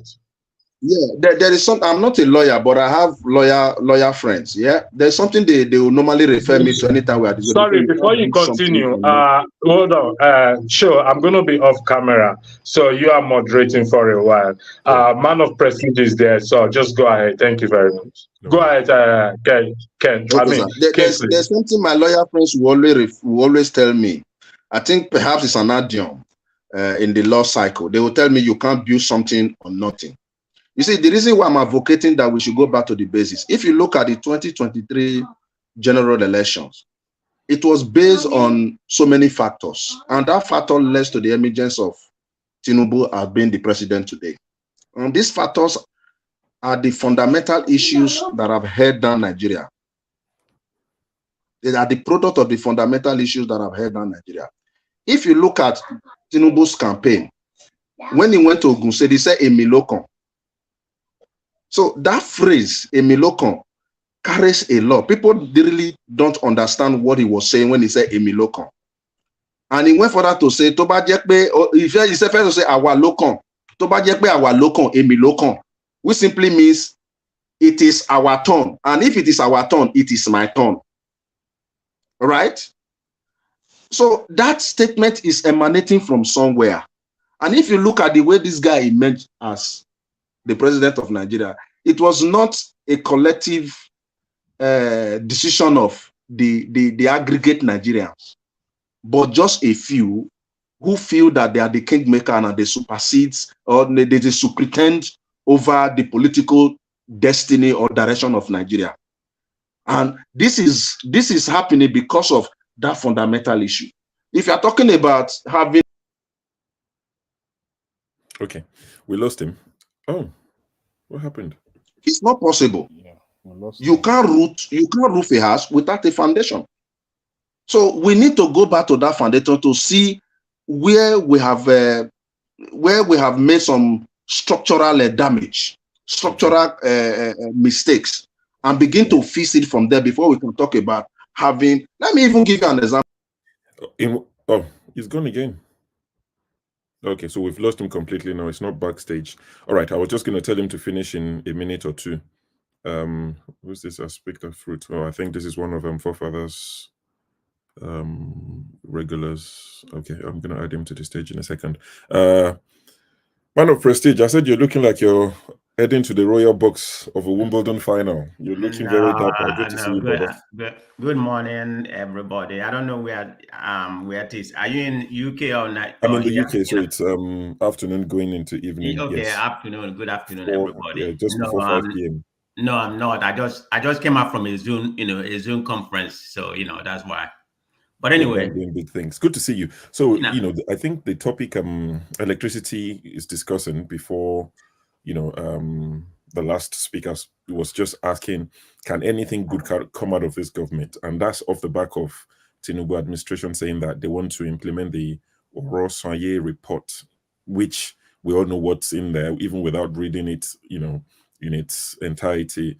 Basically, cutting cost of governance. That's what the report is about.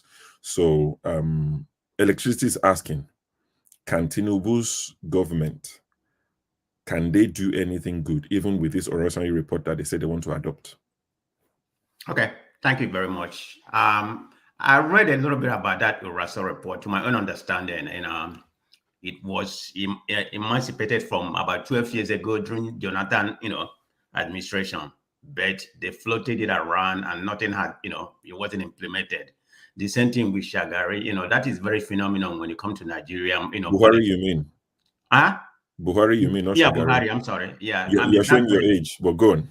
yeah, I'm sorry. That's very phenomenal when it comes to Nigerian politics. They tend to float something around to deceive people, which are considered to be propaganda anyway. It would be a good thing if they can implement it, having said that. I don't have faith with this government because everything they are doing right now, nothing has been implemented. I mean, they just float an idea around. It just try and error, see which one is gonna fit. And when it fits, they don't even implement it. Okay, to begin with, if you are somebody, I think my understanding, this manifesto was, it was Obi manifesto too. I don't know about Atiku if it was in his manifesto, but definitely I know about Obi manifesto that it was in there. But having said that, if you say that you want to implement this report, you're not showing good example of, of what you're going to do. Look at what's happening right now. I think they're about to go to Qatar, to my own understanding. He has about 30-something to 40 entourage going with them. As I recollect, the last time he promised that it's going to be less than 20. But you're going there with 30-something, not even the entourage that is very baffling. You're having two of your kids, I think, Sheyi and the Yinka, whatever they call, two of the kids. That's correct. I mean, what are they going to do there? If that is even the case, they are not a member of the cabinet. Because, we had this argument in one of the platforms. Somebody was saying that happened during the Trump era. Yeah, it happened, but the daughter was a cabinet member. The son-in-law was a cabinet member. When they was going to Saudi Arabia or some other place, very few, they accompanied them. But they are cabinet member, which everybody thinks is nepotism to begin with. You're not supposed to appoint your people, but that's beside the point. We know, officially they are, but in this case, they are not. They are independent. Why are they going with you? And you came out, to my own recollection, about 2 or 3 months ago. You claimed that your son shouldn't join the meeting. Is that abracadabra they're trying to play to Nigeria? What is the purpose of that right now? When you say that. Now, what is happening? You are going to, you're not cutting costs. You're not showing good example of what you propose you're going to implement. It's an independent report to my own understanding. But you're not showing an example. I think what is happening right now, he's not just listening to Nigerians. Maybe listening and say, okay, do this.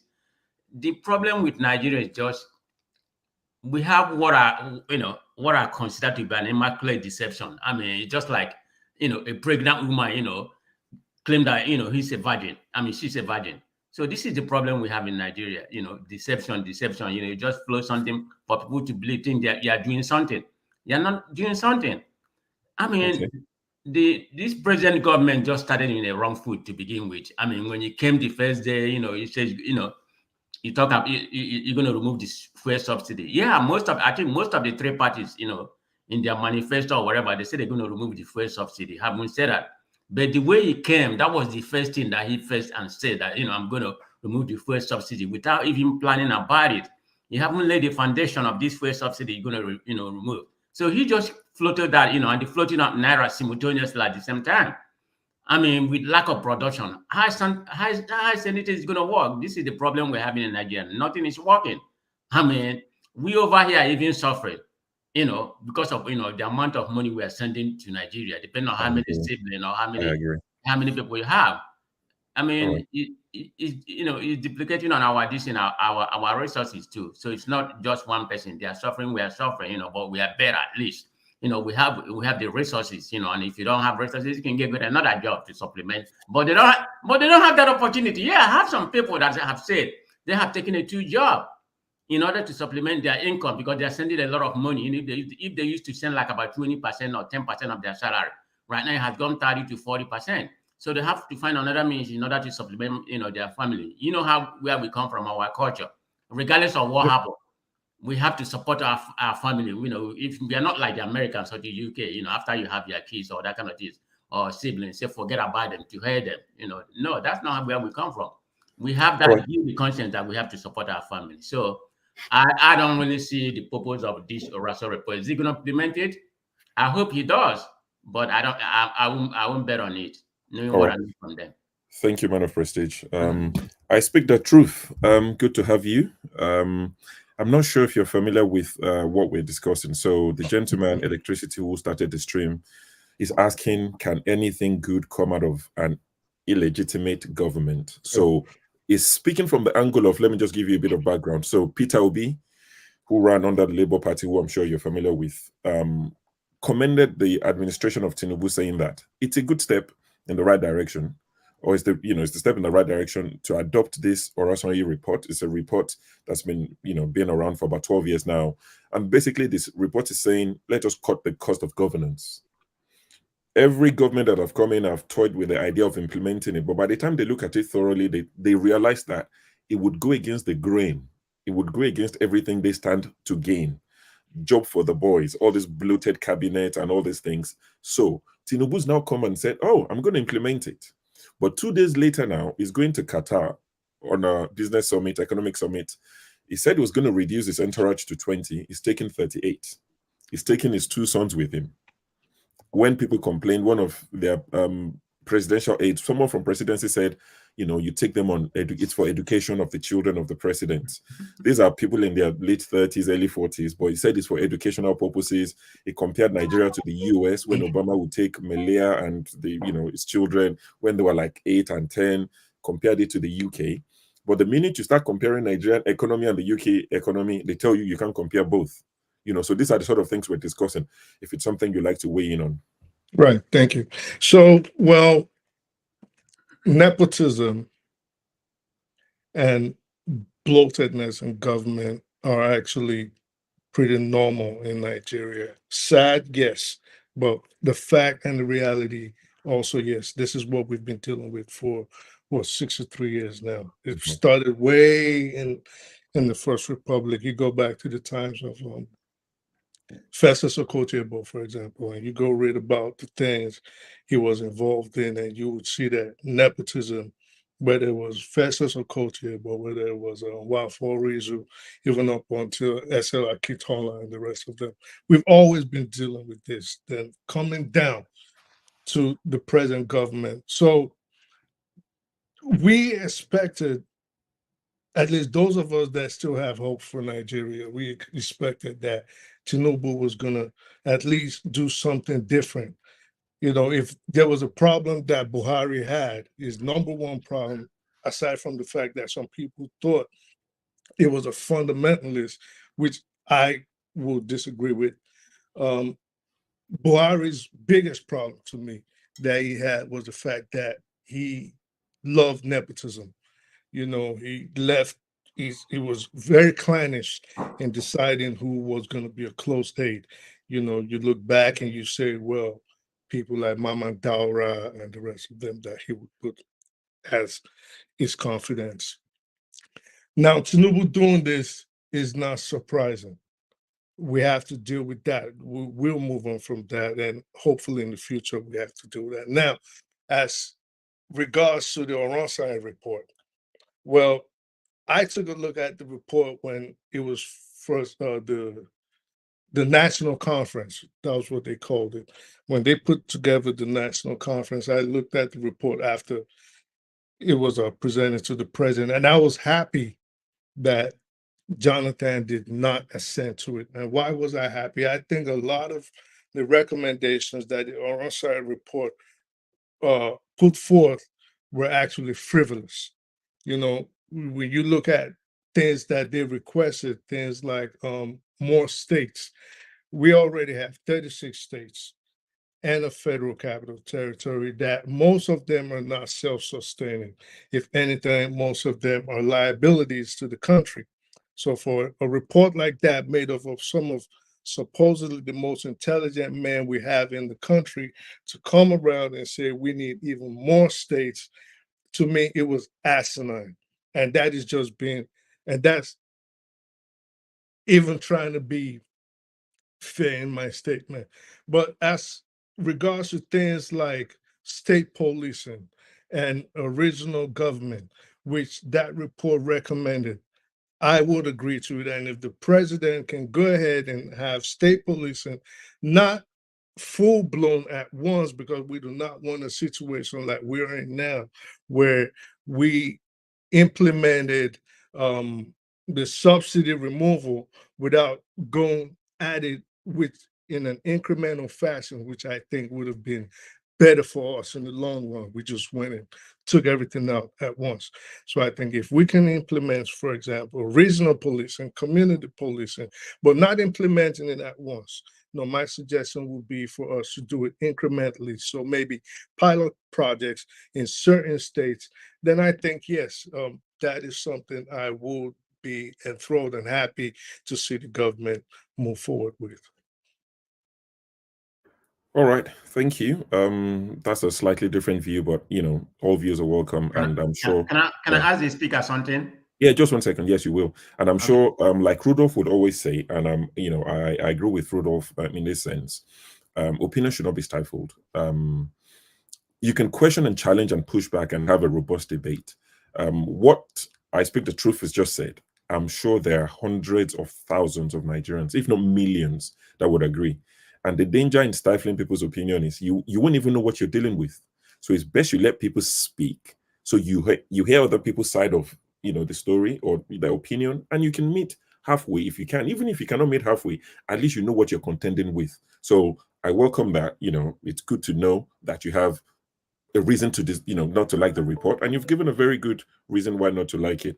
But thank you, man of President. Yeah, what's your question? Yeah, I was going to ask the the speaker, from his narrative, I may be wrong, it seems that, he has a little bit of favor, he had a little bit of favoritism when it comes to this present government, which is good. I mean, that's why we are here, to have different opinion, dissent opinion, contribute to the platform and make what Nigeria is supposed to be. So let me ask you something. Because when I finished my summation, I said that I doubt if they will implement it because of their antecedent. So can you tell me if this present government has had any added value to the present Nigeria since they've been in power, or been in rule for about 9 months right now, or going 10 months?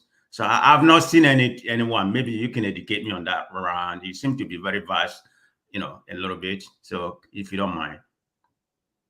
Okay, so first of all, I understand you thinking I probably have some sort of favoritism to. I have no dog in the race with regards to who became president, and this is to say the three main contestants last year. Well, this year. Well, last year.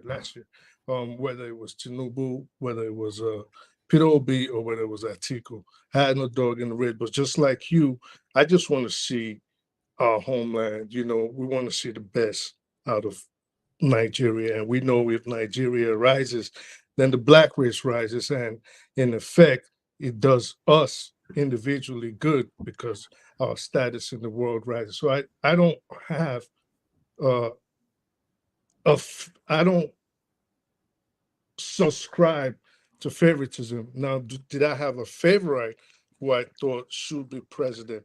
Yes. And I think the right person isn't president. Meaning, I'm not saying he's the best that we have.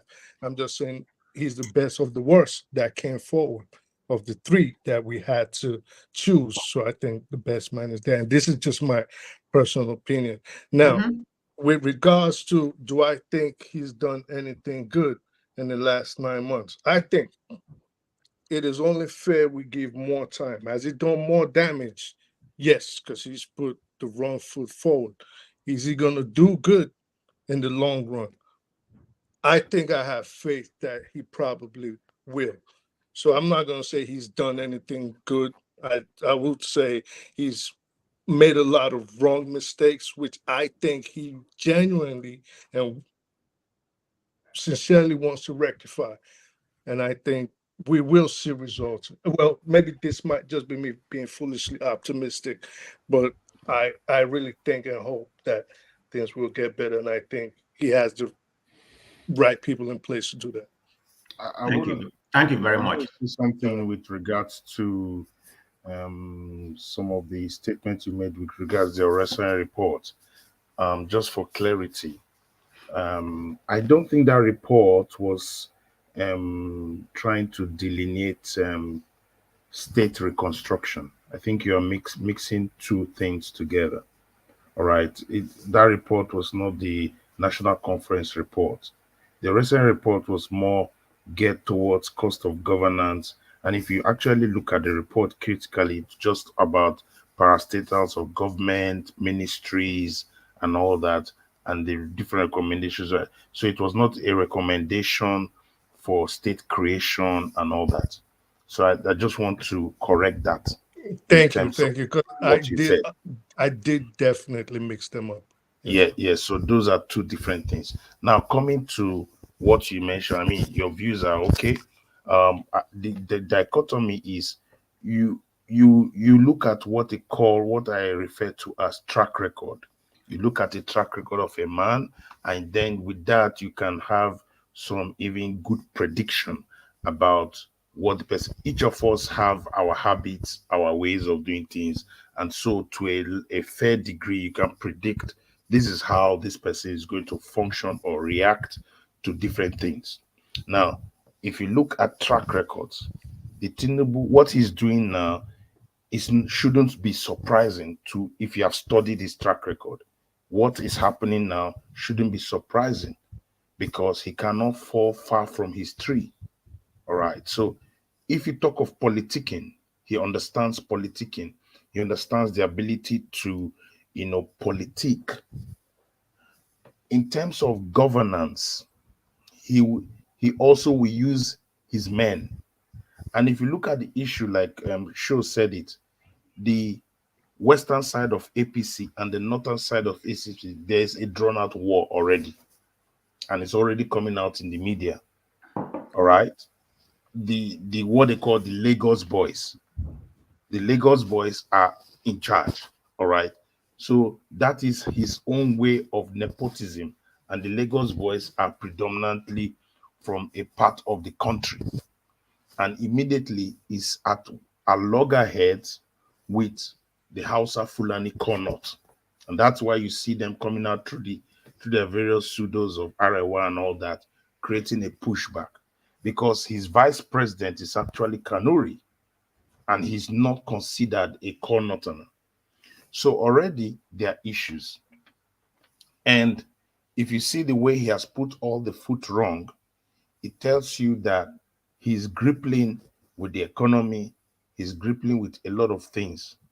Yeah, Cardoso is a good guy that likes to stay in the shadows, but the moves he has made thus far, because like I said, he wanted to present himself bravado, shows that he has not done a thorough homework of the kind of economy he was inheriting. That whoever was going to inherit this economy, whoever, Atiku Obi, was going to inherit an economy that was in comatose. And so it required a very, very conservative kind of leader, a leader that will make sure that he shows the people that he is interested in holding his economy in a tight belt style. But we see that because of the way he does things, he has messed up that whole wave that he may have had if he needed to shift things. So I don't agree that things will be better. I think when you start making fundamental critical economic mistakes, it takes time to navigate a big machinery like the Nigerian government. Prior to announcing his ministerial list, he saw the Orosenye Report. Prior to doing all he was doing, he has seen all the reports, because the time of waiting to be inaugurated as president, all these things are in front of him. But as usual, he needed to please his political allies. And so he bloated the government to almost 48.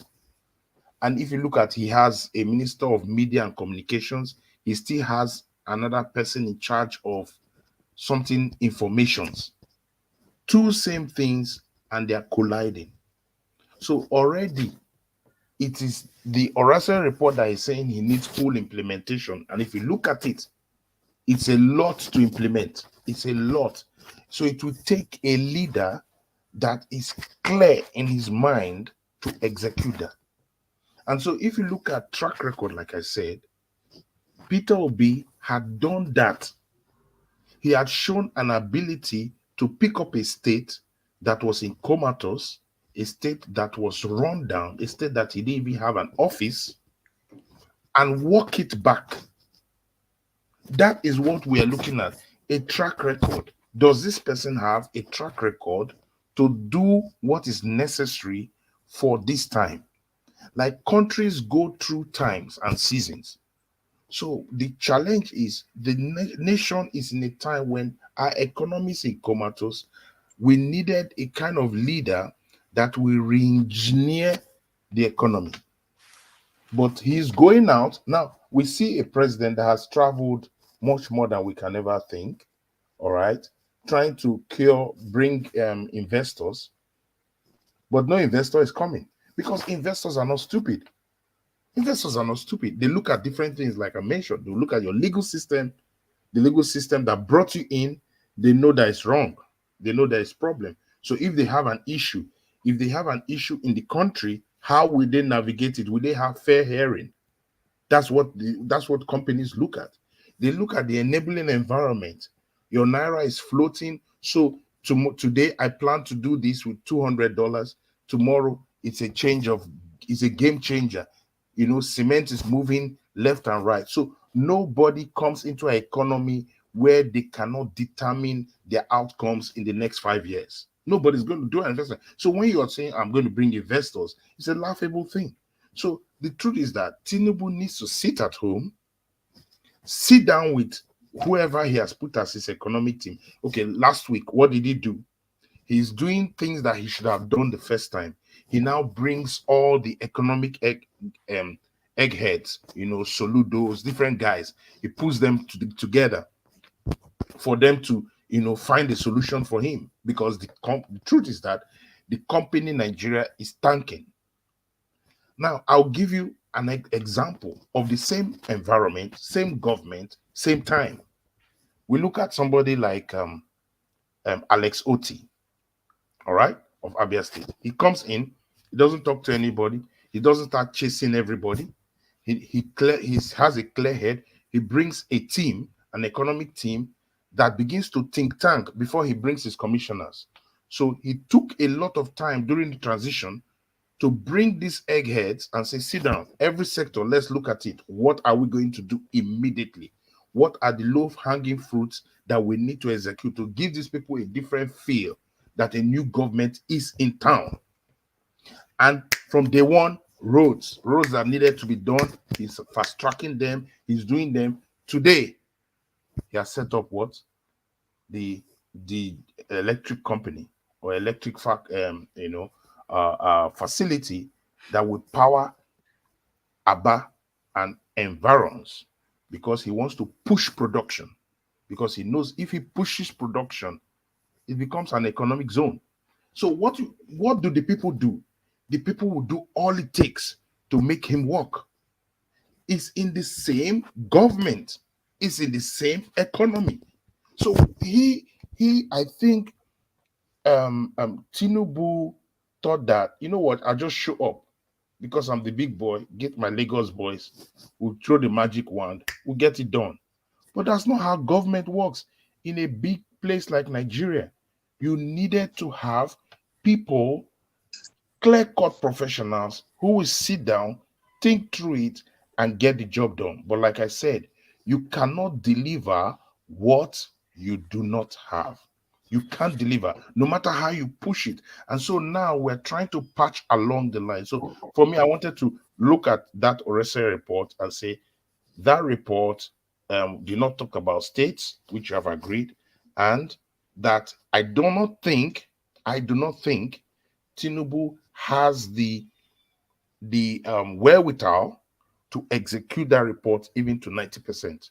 Because to execute that report to 90%, we mean, first of all, his wife's office will have to be scrapped. Yes. He can't go against that, because scrapping his wife's office will create a lot of issues for him back home. And he knows that. He cannot scrap some other agencies, because those are the cash cow for his boys.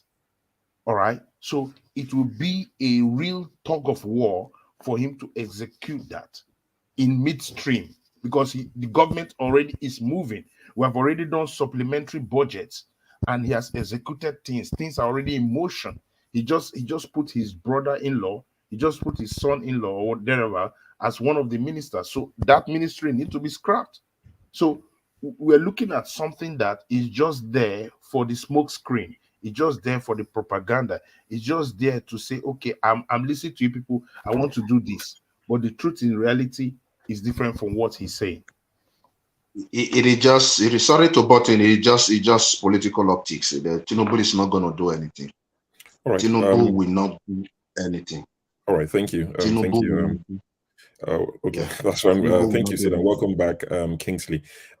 So just to let you guys know, as you know, it's a Friday. I came in because I saw electricity almost having a monologue, so I thought, let me come and support my brother. Now, he said electricity don't have electricity has gone. He needs to charge his phone. Data issues, I think, is somewhere in the third world country. God is his strength. So I'm going to run this for another 20 minutes thereabouts. So I'm going to let CM have a lot of time. I would give I speak the truth, though, not rebuttal, but obviously you might have one or two things you want to say based on what Sid has said. I'll come to Kingsley and we'll finish off with, man of prestige is taking himself off. As the moderator, since he's giving me the moderator's hat, I would reserve my opinion. I wouldn't say much. It's not that important. It won't solve Nigeria's problem. CM, welcome to the show. You know what we've been discussing, so I'll give you about 7 minutes. Thank you very much, Sure. Good evening, everybody. Good evening. All protocols. Sure, I think this is the first time in a long time I'm encountering you, I'm meeting you on this show. So I can as well make a complaint, or not that I'm a complainant, but I just want to say, What have I you done? see, no, not you did. It's just for you. No. Take it easy. There's a book you won, which you said I should receive. I've not received it. Can you believe it? Yes. Say me now. Trust me. I'll get that sorted for you. Thank you. So that I raise my case. I'll speak to No worry. So The topic is should anything come from any illegitimate regime? Can anything good come from an Anything, illegitimate government based anything on good. this Orosanye report that they want to implement? You see, that Orosanye report, I've not read it, but from what I've heard, that's why I'm basing my thing based on what I read in The Guardian. The whole theme, the central point of Orosanye report is to cut down the size of the government. That's correct. Mainly at the federal level, I believe, to cut down the size. And when you cut down the size, you've cut down the cost of running them. Because if you have maybe 100 parastatals, the way they say it, or MDAs, and you bring it down to 15 already, maybe secretaries, accountants, or we all know it. So that is the issue. And that is what Nigeria needs now. For me, for me, Nigeria do not need more than 10 to 12, at most 15 ministries. We don't need all those bloated ministries. All these minister for blue water, red marine, red this, all of them can be consumed. All of them can be. I don't know. Say they get blue marine economy, red marine economy. But I don't know. All this in the water they talk about. So, so all those things, all of them can come under. Is it not a transport or agriculture? If they want to maintain it. To me, the key ministries are Attorney General and Minister of Justice. Defense. Education should be big. Health. These are 4. Then you can talk of, because Nigeria indulges in a certain thing state should have done, call it Ministry for Works or Infrastructure, just everything, just like it looks at federal highway or this, just know what you do about it. Then with what we've seen about Abia, power should be purely a state issue, nothing like federal. Do you know why? Let me use Abia now. Aba, 17 local government, 9 will be on 24-hour power supply, for instance. If, for example, it works that way, those 9 that are under direct power supply with geometrics, nothing with PHCN concern them again. Whether you appoint minister for electricity or this, it doesn't concern them anymore. Because it's like you are putting generator, you are fueling your, you are empowering your house. So you don't know whether they are giving tariff. All you know is buy your fuel and do it. So what that means also is this. 1, National Electricity Regulation Commission. All this kind, where they form this kind board. Now they are wahala. Now we they regulate them. Say you go get a approval. Those, that is what breeds corruption. So that 9 local government from Abia are no longer, whether NERC, their head office, they born or concern them anymore. What concerns them is geometric power. When they pass, they say, see where our light comes from. Geometric, we now build them, they pay. They build them, they pay. And it's easier if you want to complain. You take geometric. And geometric, we say we have a local some agent around our area, our complaint office. You go to this local government, you go to this town and complain. So it's like they are running a state that is, they are different from the entire country. Why the people of the whole of, I think that 774 minus 19 or minus 9, is it not 765, isn't it? 774 minus 9 local government. So that is about 765. So the rest 765 go just they crash themselves, they do wayo, who go there, they are appointed. So Orosanye report is a welcome if they can implement it. But why good thing may not come out from anything good may not come out from this illegitimate government is that the man is not living by example. Already you've bloated the ministry. You see, to be honest with you, though Nigerian economy has tanked, but if somebody who is conservative, just like Peter Obi coming, you have every document to implement.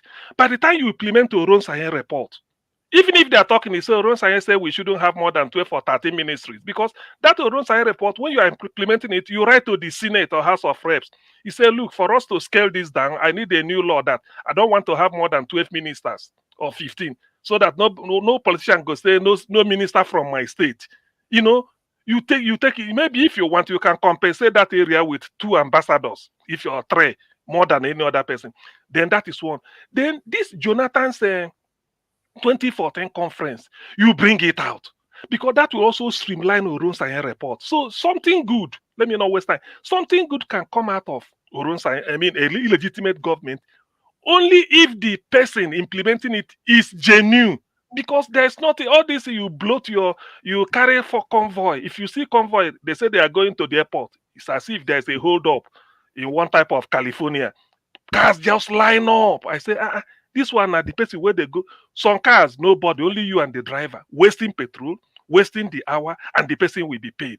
So Orosanye report is good for our economy now to trim it down. In fact, let them trim it to the bones. All those people you put there, if you want to do something good for them, you bring them out. At most, start mechanized farming in Nigeria now. It doesn't matter. All those money that use it to, do you know that as much as I don't like importation, but we just hear that if you go to the wharf, say they imported more than 500,000 tractors for every look. I said, yes, we've started. Because tractor, you can't chop it. It must use to be cultivated. You can't have to cultivate. So we are doing this because we are addressing the hunger. Nothing will cure hunger than food. Nothing. There's no remedy for hunger. There's no antidote to hunger than food. And if you don't grow the food, the real farmers are in refugee camp. Why not address this type of issue? Before you know it, first of all, you win the people over. Though you are illegitimate, but you now start to win the people over. And then this idea that you bloat your government or you spend money recklessly. I used to tell people, said, how can I trust a government that we say 5 billion student loan? Mind you, every loan is repayable. But 15 billion or whatever to go and build a new house. 15 billion in the same budget. 5 billion for the whole student in Nigeria. If you are lucky, 5 billion. Now, loan, you must pay back that loan. But the other ones, Office of First Lady is illegitimate. It's illegal now. It's illegal. Tinubu has money on his own to build the type of house he wants for his wife. You have it. You're a billionaire. You have the money to do whatever you want for it. So why must you go to the budget again and then be taking all this? And that's why people are saying, will anything good come from an illegitimate? It could have. But if you show the example, you turn it around by your example. Implement Orosanye report, slash down the cost of governance, 1, bring out Jonathan 2014 conference report, and start implement it. All these things, people will have faith, and then you win people over, and then if still Nigeria, people will then clap for you. But the way it is now, everybody is looking for mistake to nail him to the cross. Thank you. All right, thank you, CM. Wonderful contribution as always. I liken it to what Tinubu is facing right now. You know, if I was a nicer person, I'll have sympathy for him, but I'm not nice, as you might know. He's like Rudolph Okonkwo, the owner of this channel, Dr. Damages. Imagine he gets a windfall on this channel. There's money, there's sponsorship.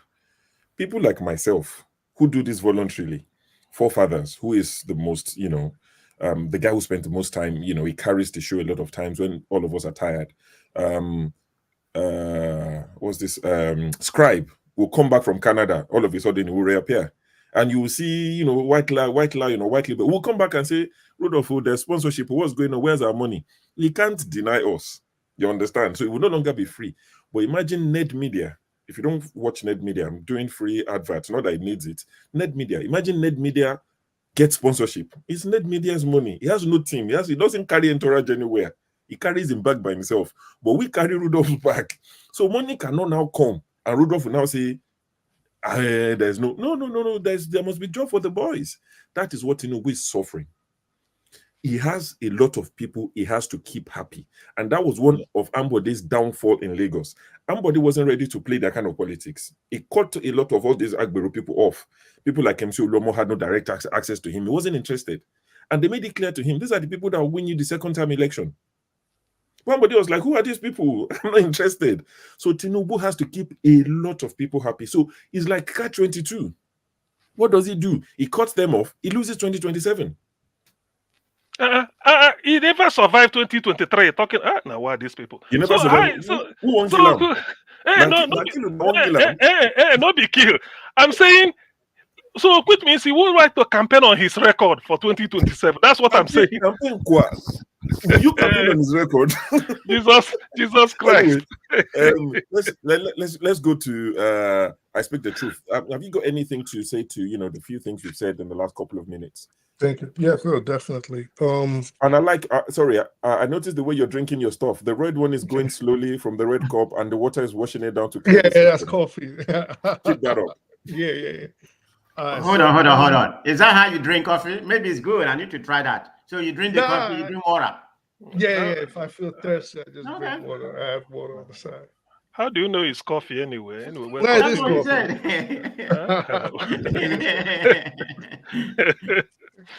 It is coffee. So yes, I agree with CM absolutely. What he said, the main things we need in Nigeria as for the federal government to implement, and I will go back to the brother up top that I'm actually supposed to be rebutting, but I agree with CM absolutely. What you said, the main things we need the federal government to take care of: health, education, the security of the country, things that the state will not necessarily constitutionally have a responsibility for. Taxes, for example. So the bloated government, yes, needs to go. But like show right? What you just said, once you win the elections, and this is the problem with Western style democracy. Yep. Once you win an election, once you get in power, you are preparing for the next election. This is what breeds corruption.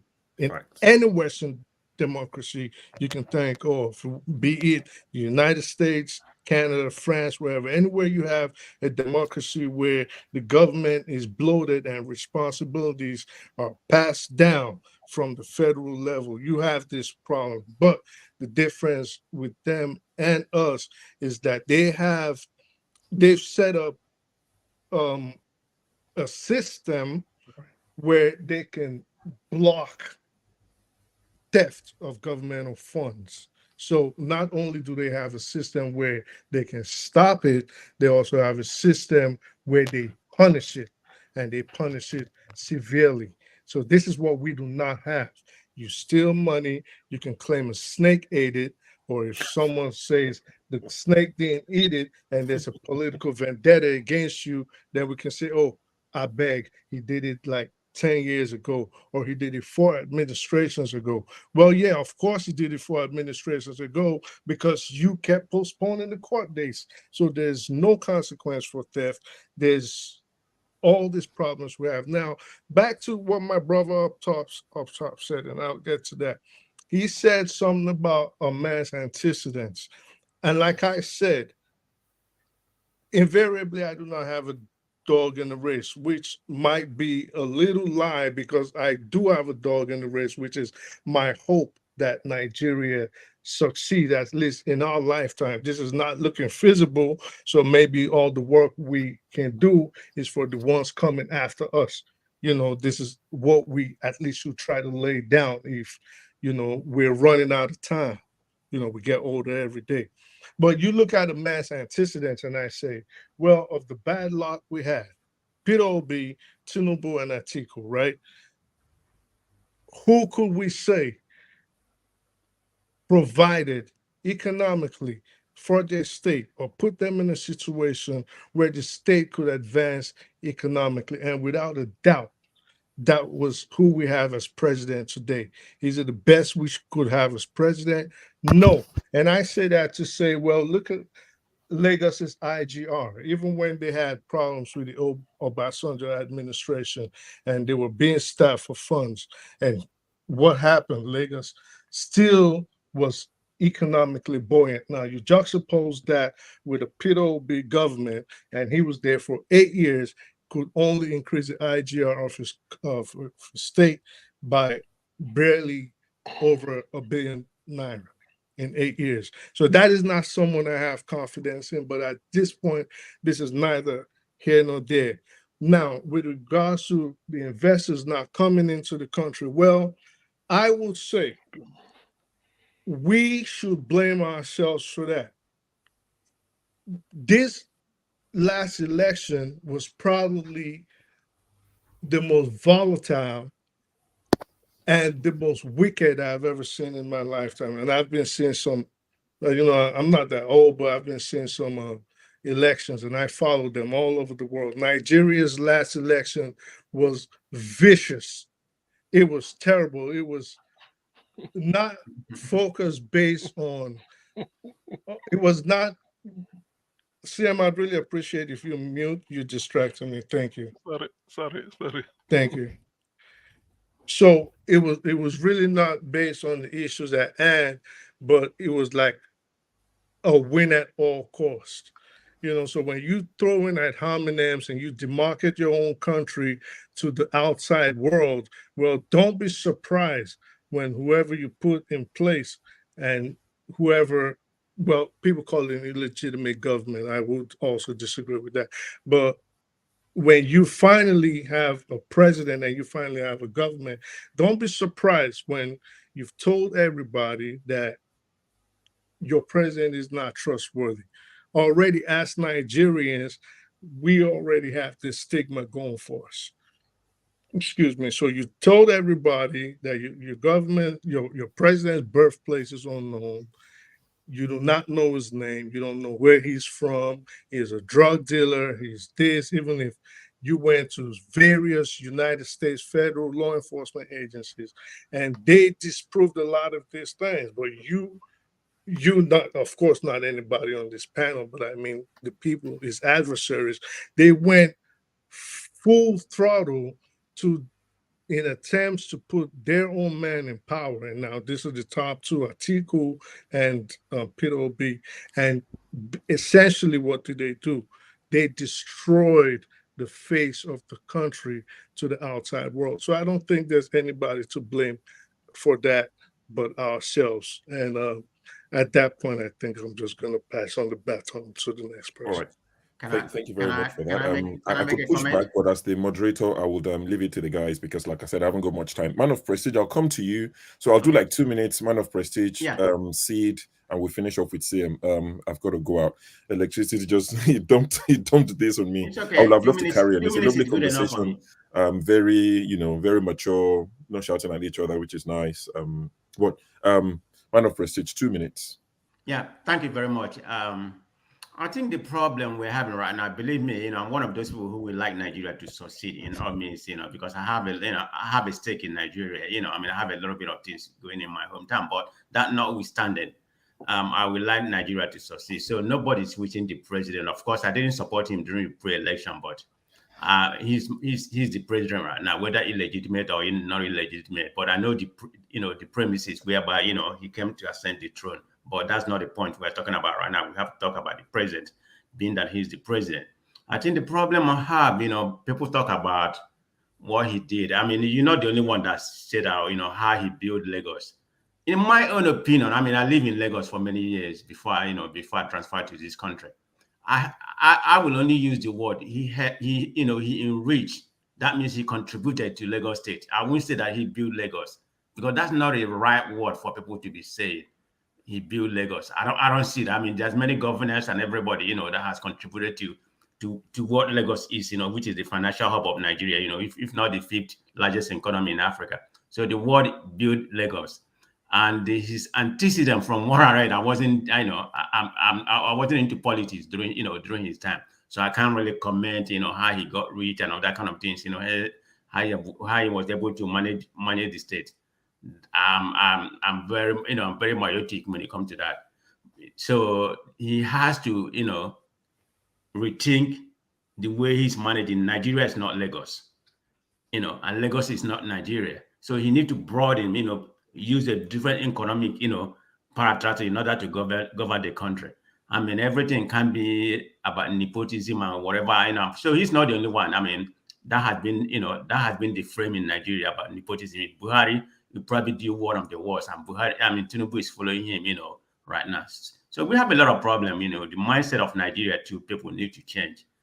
One more comment, you know, then I'll leave. You know, I think the speaker said something about, you know, the critic, you know, we are kind of, you know, not making our country look good, but there has to be critic. They need to hear what we are saying. I mean, I have a lot of American friends, you know, here in California. I'm not going to go there and say Nigeria is bad, but I can only say what I feel when you know, among us, you know, I don't do that to any other country. Nigeria is a great country. So, I mean, they know it.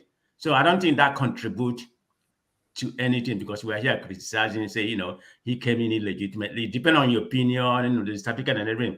But he wasn't transparent. So he contributed to that, what people are saying right now. And everything is, you know, I mean, there's a benchmark, there's some fact, you know, behind what everybody's saying. We're not just making things up, you know, this Chicago something or whatever. He hasn't been transparent. Oh, look at his childhood. Nobody knows where he was born. If he has come out and be very truthful, I mean, look at the other contender, Obi and Atiku. People know their bad place and all that kind of thing. So when you come to office, everything about you has to be examined. You're up the chain. You're not, you know, I mean, you're not an independent person. You know, you're the office holder. You know, you're the president of Nigeria. So everything about you has to be scrutinized. I don't see anything wrong with that, you know, if we are criticizing him. So I'm going to keep on criticizing him. And if you do well, I will say what he has done is good. So I'm one of those critics, you know, and I stand by my word. Thank you. Thank you. Sid, in rounding off, any last comments? I think I do not see much that the president, as the nation is constituted, will do. Because of the situations around him. He still has to grapple with the politics within his party. And because the politics within his party, he needs to keep the North happy. And currently the North is not happy, so he has to deal with that. The economic things he has done, he has made many, many missteps. So if he needs to curry favor from the people who clearly did not, most did not want him. But if he has to do that, he has to make real economic shift and match his words with real actions. But from the look of things, his words are not matching the actions. And so it's infuriating people the more. And then the issue of, oh, he built Lagos. I think that whole story, he needs to perform. He needs to show now that he has what it takes to deal with it. And I want to also encourage that the opposition should still be asked questions. You ask him questions, keep calling them out for whatever they are doing, because that's the only way we can have any headway as a nation. This issue of trying to muzzle out opposition or people should not question actions is irrelevant. He will be asked questions since he said it is his turn. It's him that needs to do it. And now he has said another one that he is taking responsibility. The buck stops at his desk. So we'll ask the president questions and we expect that there will be that a robust answer to situations. And the issue of, like my brother said, you know, we have been saying the president did not have certificate. The truth is that even America has a dossier on him. Everybody has a dossier on him. They know what he has and what he is not.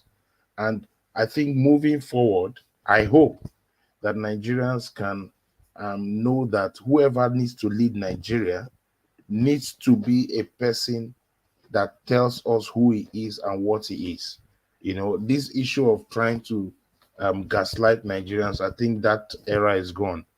And just to Nigerians having it tough, that will surely as a nation will rise out of the ashes. I think Nigerians have what it takes to get out of this situation. So people should be their brother's keeper, you know, look out for one another, you know, let community life continue, because one of the things that Nigeria has is that community life.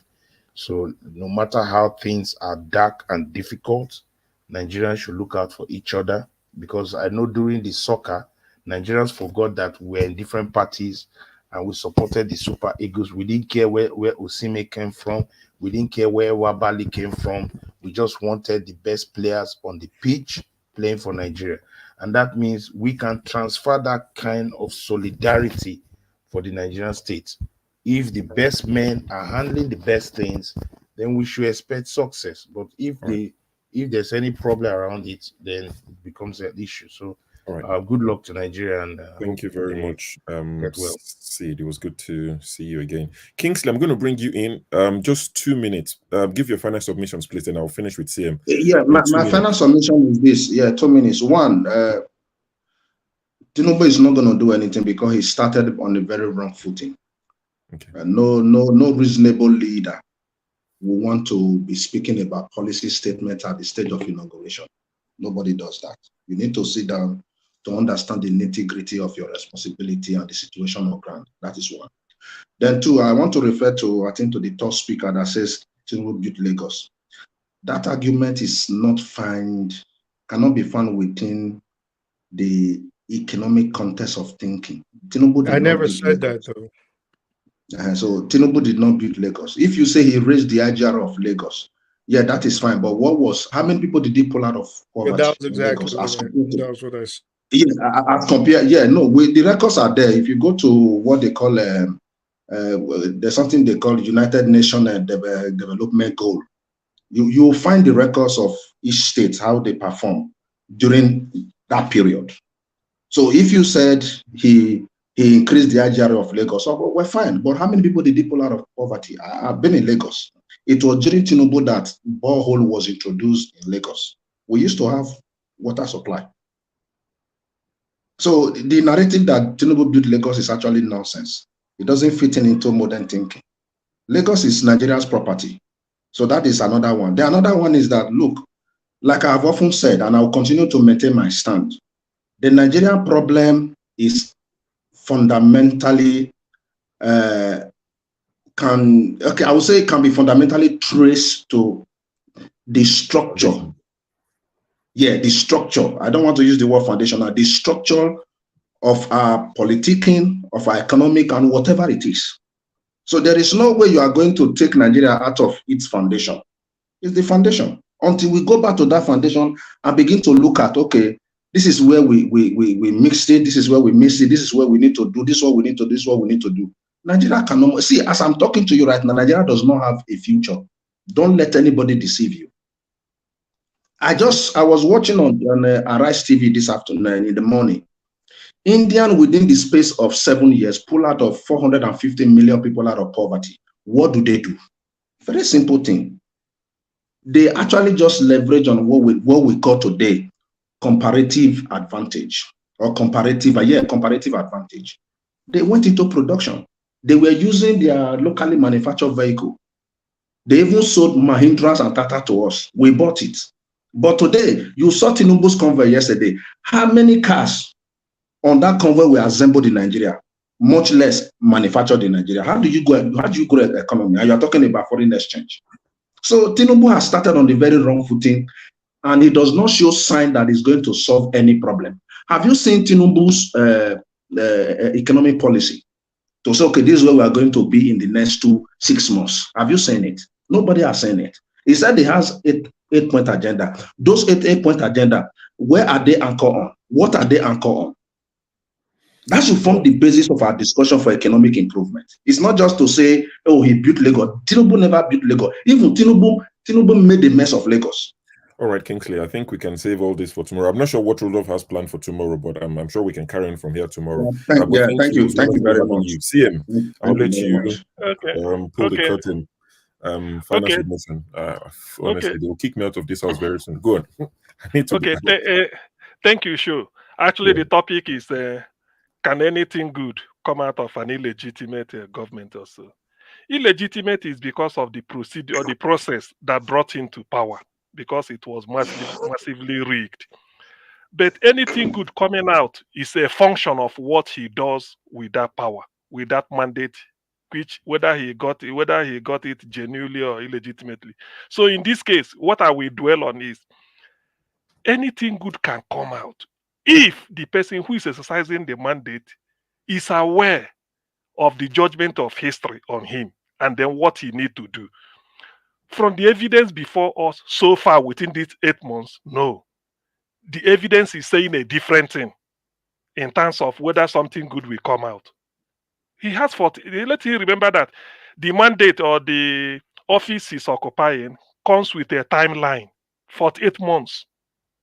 I know they are talking of 2027. Me, I'm still between 48 months. I don't want to go beyond that. So because it's 48 months, 1/4 of it will be 12 months. So 12, we are still under about 8 months. I believe he hasn't used up 75%. Therefore, he still have time to change things over. And in changing the economy, start with yourself. What people wanted was, in this day of hunger, first, show us that you care. Maybe they see you with 2, 3 cars. The greatest mistake, because some of us may not be able to read the policy or they're churning out, but what you see with your eyes is what people they say this in extrapolate. Say, look at the convoy going to the airport. All the legislators are being bought 160 million. For what now? They're assembling cars in Lagos. They're assembling cars in Nnewi. Why not use it? Because that is what people will now use to form it. Before they now remember that there's 5 billion naira for student loan, all those things. But this is the card. What they could see, poor people say, you see, look at the way the man is wasting our money. So I will say, give him the benefit of the doubt if he can retrace his footstep. And thank God, who said, I think it was somebody said, he said the buck stops on his table. That thing is a very big responsibility, a very big responsible statement to make. And if you want to live up to that statement, all those your Lagos boys, when they complain, say, I've told people the box stops on my table. The box does not mean when it is good, even when it is bad. And he who wouldn't like to be remembered as the worst president. So what you do is, you put your foot down. Whoever thought, he said, no, it's my head they will chop off, not your own. It's me they will remember. Therefore, I'm doing this because I take responsibility. Yes, you can get your job for the boys. You tell them there are areas you can give them job, or you even encourage them. Why not go into agriculture? Maybe we now have agricultural policy whereby there will be something, even if it's a leasing tractors. He said there are massive land in the north or whatever. Still P2B's manifesto of production to consumption to production. Go to Niger State. Tell the governor, say, look, we need to lease this land for want to use it to cultivate. Those your boys bring them, is also giving them something they are producing. So there are certain things you could do, but show Nigerians with your example that you don't want to be verbose, you don't want to be wasting money. Because when they see you doing all this, even if tomorrow you greet them good morning by 8 o'clock, they will say, no, we don't trust this man. Look at the type of convoy, look at all this, look at the way it's wasting money. And tell your children, let them take back seat. They could be heard but not seen. Forget about we plan a holiday like Abati will say. Be like say they don't plan holiday. That's why the children look. Let it be. If I'm him, all his children, maybe they be in exile. Let people not see them close. It helps because Nigerians are annoyed. And if they see you living the type of life shows that you are cutting your coat even below your cloth, people will say, well, we give you the benefit. Considering the fact that you are illegitimate, people can even, Nigerian can even say, oh, the guy, he came in illegitimately, but from the look of things, he has gotten the message. But in this case, so far, from the evidence before so far, no way. So he still have more than 36 months to start making amends now. Otherwise, the judgment of history is already out. Thank you. Thank you very much, Tim. Just to answer a few questions or address a few issues, I can see someone saying, "Oh, hybrid 10 show. Why you want closed show? Can't you let someone host?" Yes, I wouldn't mind someone else hosting, but it's just that they don't have they don't have the rights, to end the show. So if I leave it on, there'll be no one to end it. I didn't start the stream. I only came in as a panelist, and electricity does not have electricity where it is, so he had to bail. So I had to step in, and I've got things to do. I didn't plan for this at all. So I've got to go out. You saw that I received a phone call, so I really need to go now. That's why I want to end the show. I would have stayed on, or at least leave it on to enjoy it myself, but I really have to end it. For One Nigeria, asking for the link, it was quite too late to bring you in, and I'm not sure if you're Nigeria First in the backstage. The reason why I didn't bring you on and Jargon is because your cameras are not on. So as is the rule of the show, if your camera is not on, I can bring you in. I can see Jargon and I can see Nigeria First, who might be One Nigeria in the comment section. That's Nigeria First. I think you might be One Nigeria. If I'm wrong, I'm sorry, but if your camera is not on, I see you backstage, but I won't bring you on. Femi, I saw you as well. I brought you on. I saw you were driving. I had to cut you loose. I saw that you stopped driving. I brought you back on, but you left on your own. So, in conclusion, just to address what my brother said, I speak the truth in terms of demarketing Nigeria. Bad news would travel faster than good news. That's standard anywhere in the world.